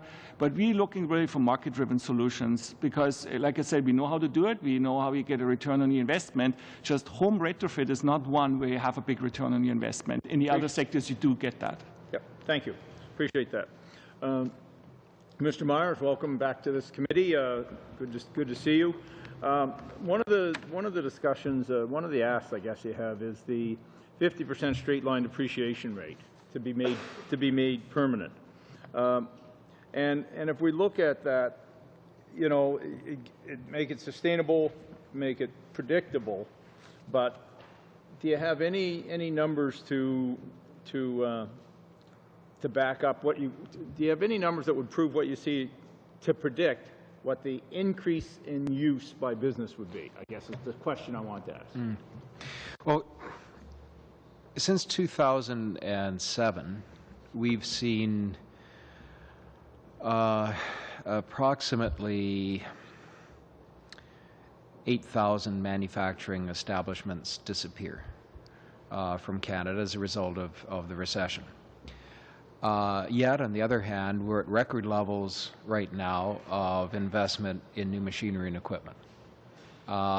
that investment has increased from about approximately, I would say, about $8 billion to $15 billion over the last 5 years. So I think, a great deal of that is the need to retool and to invest in new technology. And I wouldn't want to say that the accelerated depreciation has been the only factor, but I think it has been a very important factor in that. There are some companies where it doesn't figure into a long-term investment decision, and I think giving some certainty there would help to secure even more investment as a result of that. But the best case would be to make the existing system permanent. But I think we also need to take a look at it more strategically in the way that if we do go back to some form of a declining depreciation system, that at least we are as competitive as the United States. And frankly, if we do go back to a declining depreciation balance, that would mean a 45% rate on a declining balance, rather than but that would make us at least competitive. I think we should be more competitive. Okay, thank you. Thank you, Mr. Keddy. We'll go to Mr. Rankin, and we're going to do 5-minute rounds. 5-minute rounds. Thank you, Chair, and thank you to all of the witnesses. I'd like to start with Mr. Mueller of the Green Buildings Council and invite you to complete the answer to my colleague, if you can remember what the question was. If not, I have an open-ended one that might get you there. I do remember the question. It's a very easy answer. I think that the Government of Canada is one of the largest building owners in the country, if not the largest one. And then the Government of Canada also leases a lot of space now, office space and so on. And it's an opportunity through procurement to require high environmental standards for the office space or the spaces that you lease. It doesn't make sense for all building types, but for office space certainly it does. Because that contributes not only to your pocketbook, but it also contributes to the well-being and productivity of the employees that work in those buildings. I'm trying to formulate a question for you as well on a broader level. You came and your presentation was excellent, your brief that is, and you say Canada's not very aggressive in this field as compared to Australia. I think that was your words. And you've said that you are not seeking, you're seeking market-driven solutions. You mentioned the building code as one change you might be interested in. So I guess my open-ended question to you is, what should the federal government do, beyond the procurement idea, to incent the green building revolution? I think there probably there are two items that come to mind immediately. One is to establish a center of excellence around, I know there are federal programs around the center of excellence around research in sustainable construction. I mean, there's NRC that has the Institute of Research in Construction. Either, invest in that more because there's a commercialization component to it now, which is, I think, is a very good idea, working directly with the industry as these technologies and products and so are applied. The other one is the Energy Star program that's now in Canada, that's been applied through the Natural Resources Canada, provides benchmarking services to the industry. That, again, is a program that could be, in the next budget cycle, could be further supported and expanded, as well as consider techniques and practices just like building labeling that would really help in driving this market forward. I appreciate it. My next question, if I may, is to Mr. Myers of the Canadian Manufacturers and Exporters Organization. Sir, your recommendation number 4 was for the establishment of a capital investment fund. And I was unclear a little bit about that. Are you suggesting a joint industry government program? And how much money were you thinking of? And is this open to the criticism that the government's just being asked to choose winners, which is often it's criticized for trying to do? Well, first of all, I think around the world, governments are playing a role as a partner in investment. And often that money doesn't have to be that large. Here we have 2, maybe 3 major funds that have been put aside that support very important sectors of industry, particularly the Automotive Investment Fund, the aerospace funds. And they're structured so the government can play a role in securing an investment. And it's important if that's a strategic investment that drives an awful lot of suppliers and services companies, the footprint of those investments are very large.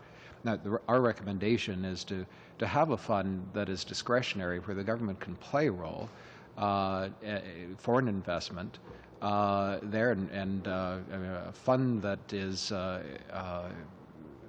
structured and probably, we're perhaps a quarter of $1 billion per year would allow the government to 30 seconds. To actively make an investment where that's necessary. Would industry fund that as well, or is it simply government ask? The way this is run right now is that this is a repayable loan, a long-term repayable loan, so it's hardly a grant. That's what you're recommending in this recommendation? Yes, as long as it's a long-term loan. Very brief question. I just want, this may not be possible, but to Mr. Murphy, the $50 million that you're asking for, how did you come up with that number? Very brief response, please. Basically, we're hoping to have $25 million for the fund from within the sector, so it's a 2-to-1. Okay, thank you. Thank you, Mr. Rankin. We'll go to Mr. Allen, please. 5 minutes. Thank you, Chair, and I appreciate that. And I'd like to start with Mr. Myers, and just want to follow up a little bit on the accelerated capital cost allowance, and specifically the numbers that Lorraine took us through, and indicating that when you compared us to the U.S., there was a huge difference between what the countries. There was a significant difference between the countries. Is that based on the calculation or the rates? Because we're, like you said, 40% on a declining balance would put us more in the game. And that's the first question. And then the second question is, I know that various business units within your large multinational companies are competing for projects too. So you can decide to locate a project here in Canada, the U.S., Europe, wherever it happens to be, based on potentially tax policy. And from what I understand, the lowering of the corporate taxes in Canada has been beneficial in getting companies here. The question now becomes, how does that business unit compete now on a global scale? So how do we compare to, you said in the U.S. that we don't really compare. How do we compare to other countries? Yeah, and I think the word I used was significant and not huge, so I want to make sure that that's clear. But huge? No, significant means it's meaningful, right? But not huge. And so I think what we have plus and minus columns for investing in Canada versus other jurisdictions, and we have regulatory certainty. Sometimes it takes a while, but it's certainly clear. We have, in Alberta in particular, incredible long-term feedstocks, lots of natural resources. We have favorable corporate tax rates. No one argues about that, actually, in our company. And then we have, actually, what the biggest barrier right now is capital expenditures, the capital cost to build the project. So we've done some work and have had to, because of our company having these choices of Gulf Coast or Alberta, especially in this particular instance, done a lot of examination on the difference in capital expenditures, and we're finding a 20% to 40% factor difference in the to build in Alberta or build in the Gulf Coast. That's largely labor, and when I say that, that's also because then you can't bring a large module in on the water and put it on the coast, but you have to build it in Alberta. There's winterization issues, there's other sorts of things like that. So because of that capital expenditure, that's why the capital cost allowance or depreciation rate matters, because of the high capital cost. Okay, thank you. To Ms. Atkinson and probably to Jason, when we had the discussion on the shreds, I guess I got to be a little bit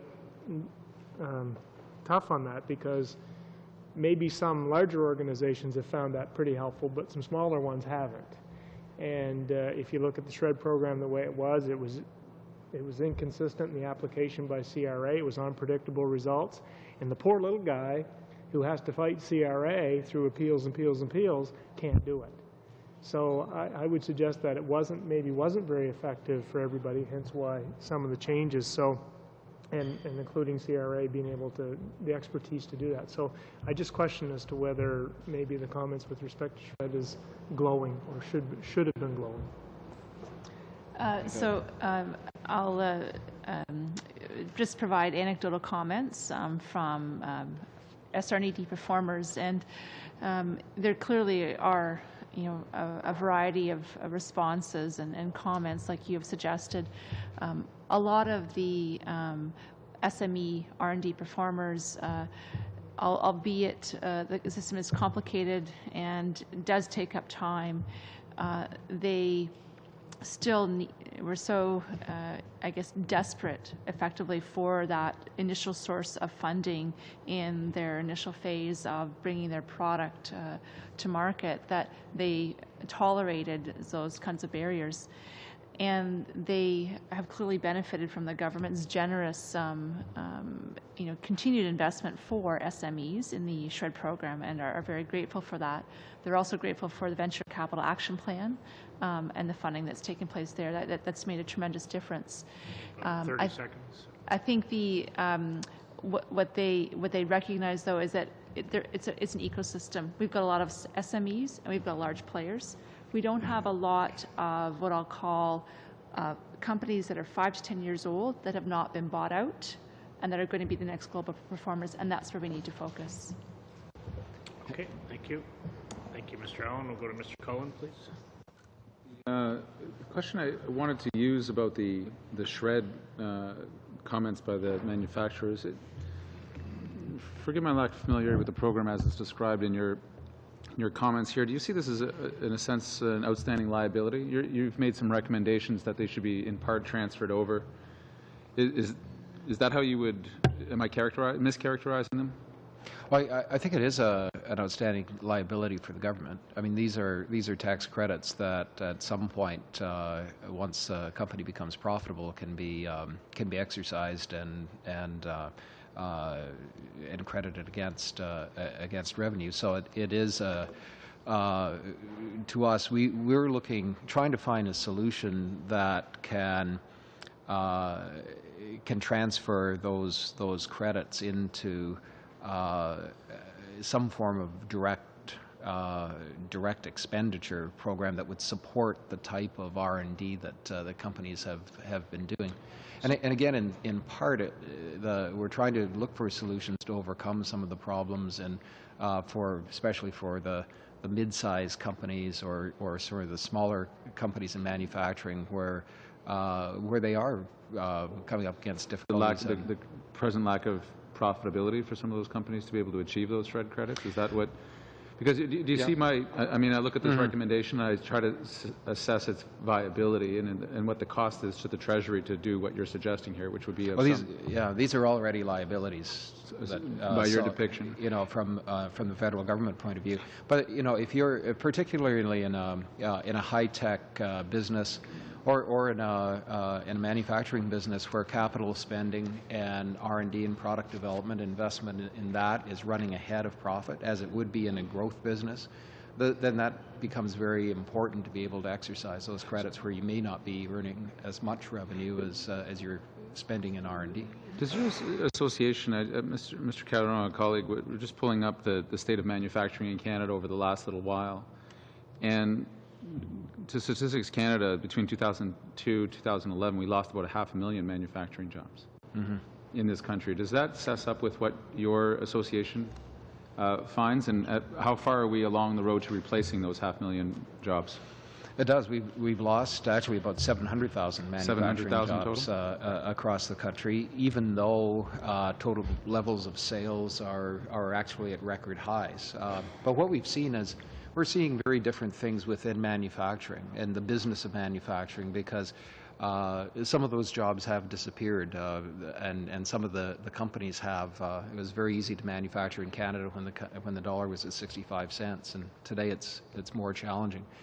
But many of the jobs that were traditionally within a manufacturing company, engineering jobs, are now, they're still there, but they're in the services sector instead. A lot of the technology, the software jobs, they're changing with the technologies there. So we have to look at a broader range of jobs just than those within manufacturing, but the whole services you can around it. understand our concern as a group of members of Parliament that are going to put forward recommendations. When you look at what has traditionally been the heart and soul of the middle class in Canada, those manufacturing jobs, and it's not a reclassification. We've lost a fair chunk, and I understand it's not uniform across the manufacturing sectors. That say forestry has taken a disproportionate hit over some of the others.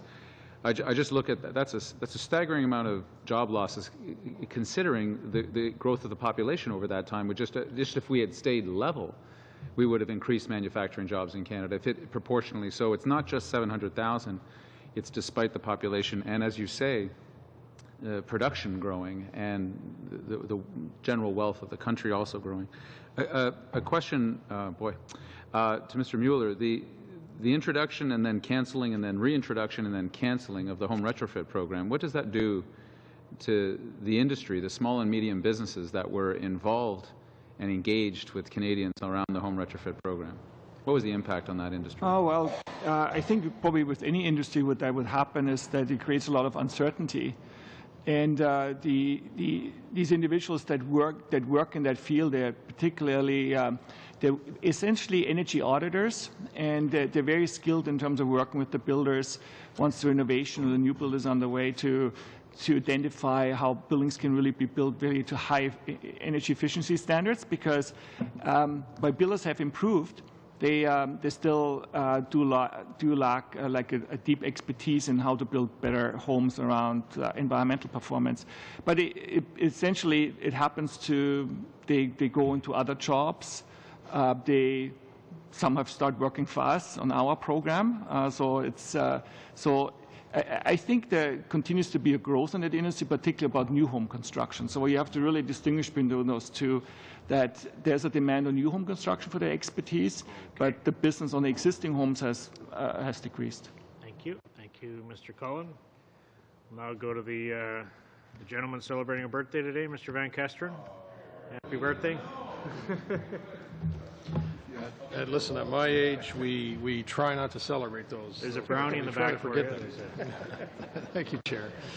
Thank you all for coming. I want to go, Mr. Myers, just follow up on what Mr. Cullen was saying, because that is a concern. We have lost a significant number. And yet, when I read your proposals, I don't see, and maybe I'm missing something in that.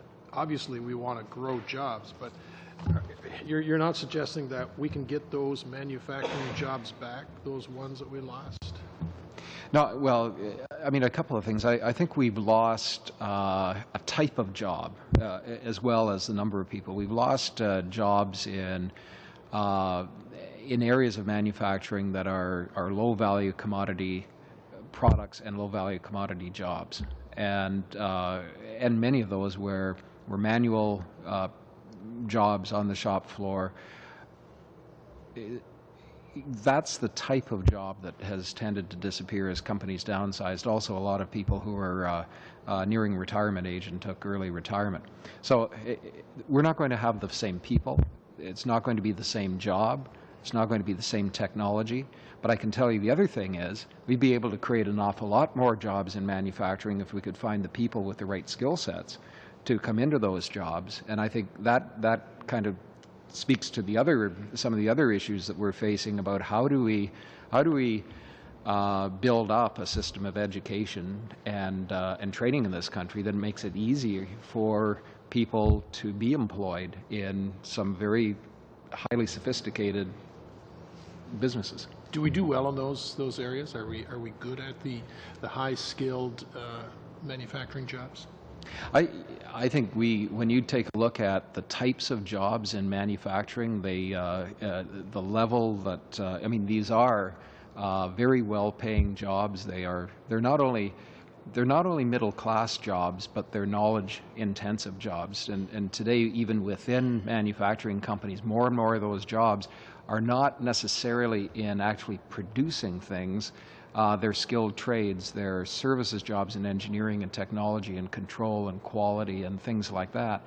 So, you know, we have some very, very, very highly skilled people. And as I say, it's not just in manufacturing, it's in all of the services and all of the other supporting industries around manufacturing that are so important. Ms. Atkinson, you would agree with that.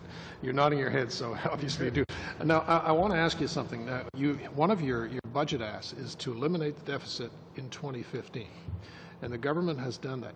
In what respects do the sort of things that Mr. Myers was talking about reflect on a policy of proper fiscal management at the federal level?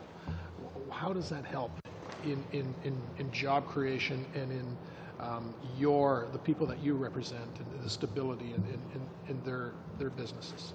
Well, clearly, by restoring some of the investment in research and development and even in education for those sectors, there will be a direct impact in terms of the number of jobs that will obviously then increase the payroll taxes and the overall corporate taxes from those businesses resulting from those investments. And I think you'll both agree on this, the importance of trade agreements, because the types of jobs that you're talking about obviously cross borders much more quickly. Is that why it's so important for us to continue with the trade agreements? Yes, and they lead to greater exports, which is critical for Canadian growth. 1 minute. Jason, did you want to just add to that? Yeah.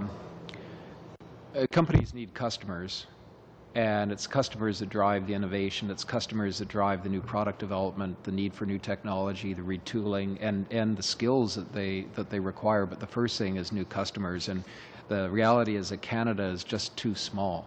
A number of markets. North America has become too small, and so the customer base has to be global. And I mean, I'm extremely optimistic that not only manufacturers but Canadian business can, if they're able to access those markets, and we can support smaller companies in taking advantage of the opportunities. I think a tremendous opportunity there for that type of innovation and for skills development. Okay. Thank you. Thank you, Mr. Van Kesteren. Mr. Adler, please. Chair. Thank you all for being here this afternoon. I first of all want to just mention, Mr. Myers, I'm glad that you mentioned the Enterprise Canada Network, because there are some businesses in the riding that I represent at York Centre that have taken advantage of that and have benefited and have been able to expand their business and hire more workers. So I'm glad that you mentioned that, because that's really important. Really important that you know that the game manufacturers actually started that and is having great success with it, because I know firsthand that it is successful. I do want to, first of all, ask you,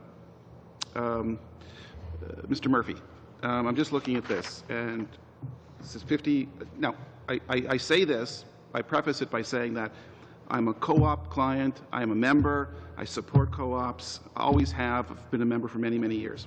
I do want to say, however, that you come up with a figure of $50 million, and you say that it's going to create some 14,500 jobs. Now, Mr. Myers, how many members do you have? 10,000. Okay. 10,000. If, and I say this with all due respect, if I were to give Mr. Myers any of your members $50 million, could they create 10,000, 15,000 new jobs? I think they could probably find a use for it. But. Okay. All right. I just have some difficulty with the $50 million figure, with all due respect. So I don't know if you want to take a moment to respond to that. Sure. Yeah, please.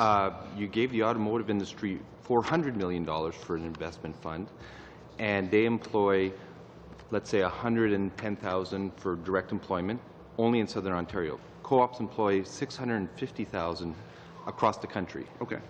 So we don't want 400, we want 50. So. Okay, fair enough. Yeah. Fair enough. Okay. Mr. Mueller, what's the average home price in a big city of Toronto or Vancouver, Montreal these days? Oh, Vancouver is very high. Vancouver, I would say probably In a city of Vancouver proper, probably $800,000, something like that, and probably Toronto is probably not far behind, 650, something like that. Yeah. That's the average, right? That's an average. The yes. median is probably in the city proper, yes. The median's probably even higher. Yeah, it depends on the region. The region is probably lower, but the region of Greater Vancouver is about 500, I think. Now, how much would you be adding to the cost of an average home by regulating it to be green? I'm not saying that's not. We shouldn't go down this road. I'm just curious. If you talk about new home construction to say make energy improvements, I would say probably $15,000, maybe $20,000. It's not a huge investment, actually. Now, this would also affect, because you mentioned that the home building industry is almost $7 trillion global industry. Now, there's the entire building industry, not just home now building. there's very low barriers to entry to this kind of an industry. I mean, there's even individuals who can go out and they can build a home, and there's big companies who build homes. So would not those big home companies be the ones who are able to absorb that kind of money in the construction of these new homes, rather than the individual, like maybe Mr. Cullen wants to get into the home building business and build a home that he bought in speculation and wants to resell it? So wouldn't that benefit more the big companies as opposed to somebody like Mr. Cullen? Well, the thing is with the big companies, these are for-profit companies. So, that's what we call in the industry the split incentive, is that they buy to sell, not to buy to own. If you build to own, then you're fine, because you can get the payback over time, and the paybacks are very advantageous.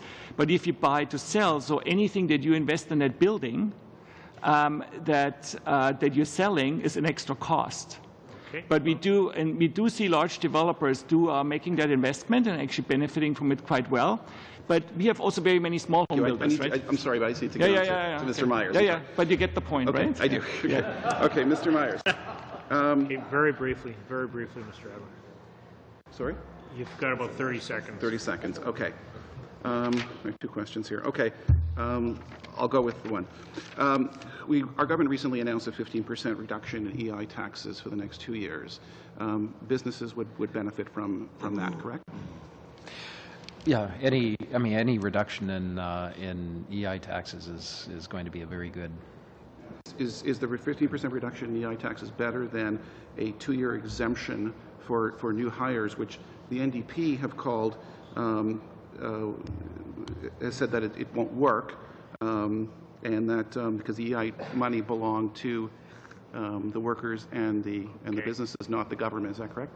Just a brief response, please. I really haven't run the numbers on that, so I think any as we're more temporary workers, would it not? Or pardon me? It would lend itself to hiring more temporary workers as opposed to permanent. Thank you. He didn't let him answer. Mr. Myers, would you like to answer that question, or do you want me to go on to my round? It's becoming harder to hire temporary workers these days. Yeah. Okay. Thank you. I just have a couple of comments, and I wanted to put a question.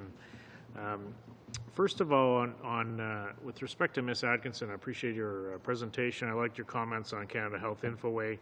I agree fundamentally. I mean, the biggest productivity we could make, aside from any public-private debate about healthcare, the biggest impact we can make on productivity is ICT adoption. And I have to show this because, as a resident of Alberta, this is my healthcare card. You know, this was created in about 1970 when I was born. And I just cannot believe we in supposedly the richest province in Canada don't have a card that is, has some kind of relevance to the modern world. So I just have to do that. I appreciate your comments on the venture capital system as well. The second point I want to make, though, and this is a very large question, so I don't know if you or Mr. Myers can respond here, if you want to respond later, but if you look at business enterprise expenditure and research and development, we have a chart here from our analysts in 2012. So this is, before some of the SR&ED changes. Frankly, Canadian companies were not doing that well, even though the federal corporate tax rate had come down by then. So that's something I think Canadian companies, in fairness, do have to address as to why they have not been investing more in research and development. And you, Ms. Atkinson, you mentioned your sector, but that's something, I know that's a big question. You can make a few comments here and then comment later. My final question is with Mr. Myers. We've been at this since 2007. You, me, and Mr. Van Kesteren were part of that committee that recommended, and back then, the accelerated CCA. I've talked to many people about this. I strongly support it. I supported it for 5 years. The government's been doing it in sort of 2-year installments. But perhaps we should look at, and I've talked to Ms. Royer about this, perhaps we should look at a full comparison between Canada and U.S. rates and actually have moved towards permanent changes in CCA rates to ensure that we are competitive with our biggest trading partner. Something like that, because when you say accelerated CCA, it's almost like you're giving a favor to an industry. And certain economists, as you know, point out, they call it a subsidy or whatever. Should we look at sort of permanent changes in terms of CCA rates vis-a-vis our American counterparts? So I have about 2.5 minutes. Mr. Myers, do you want to start with that, and then I'll go to Ms. Atkinson? Sure.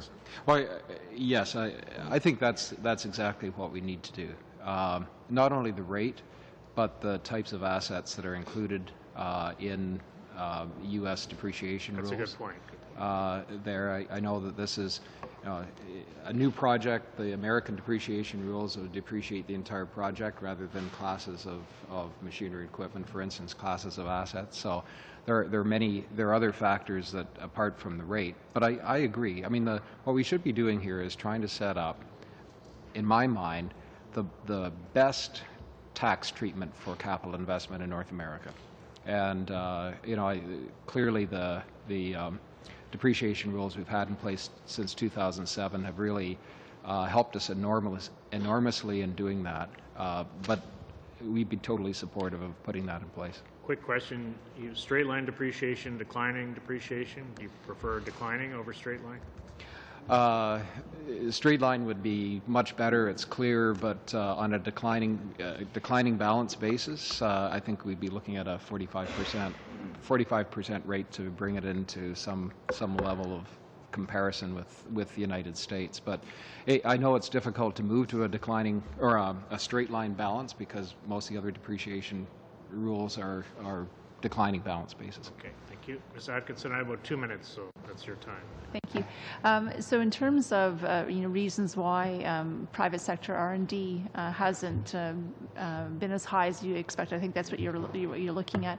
I think there's obviously a myriad of factors.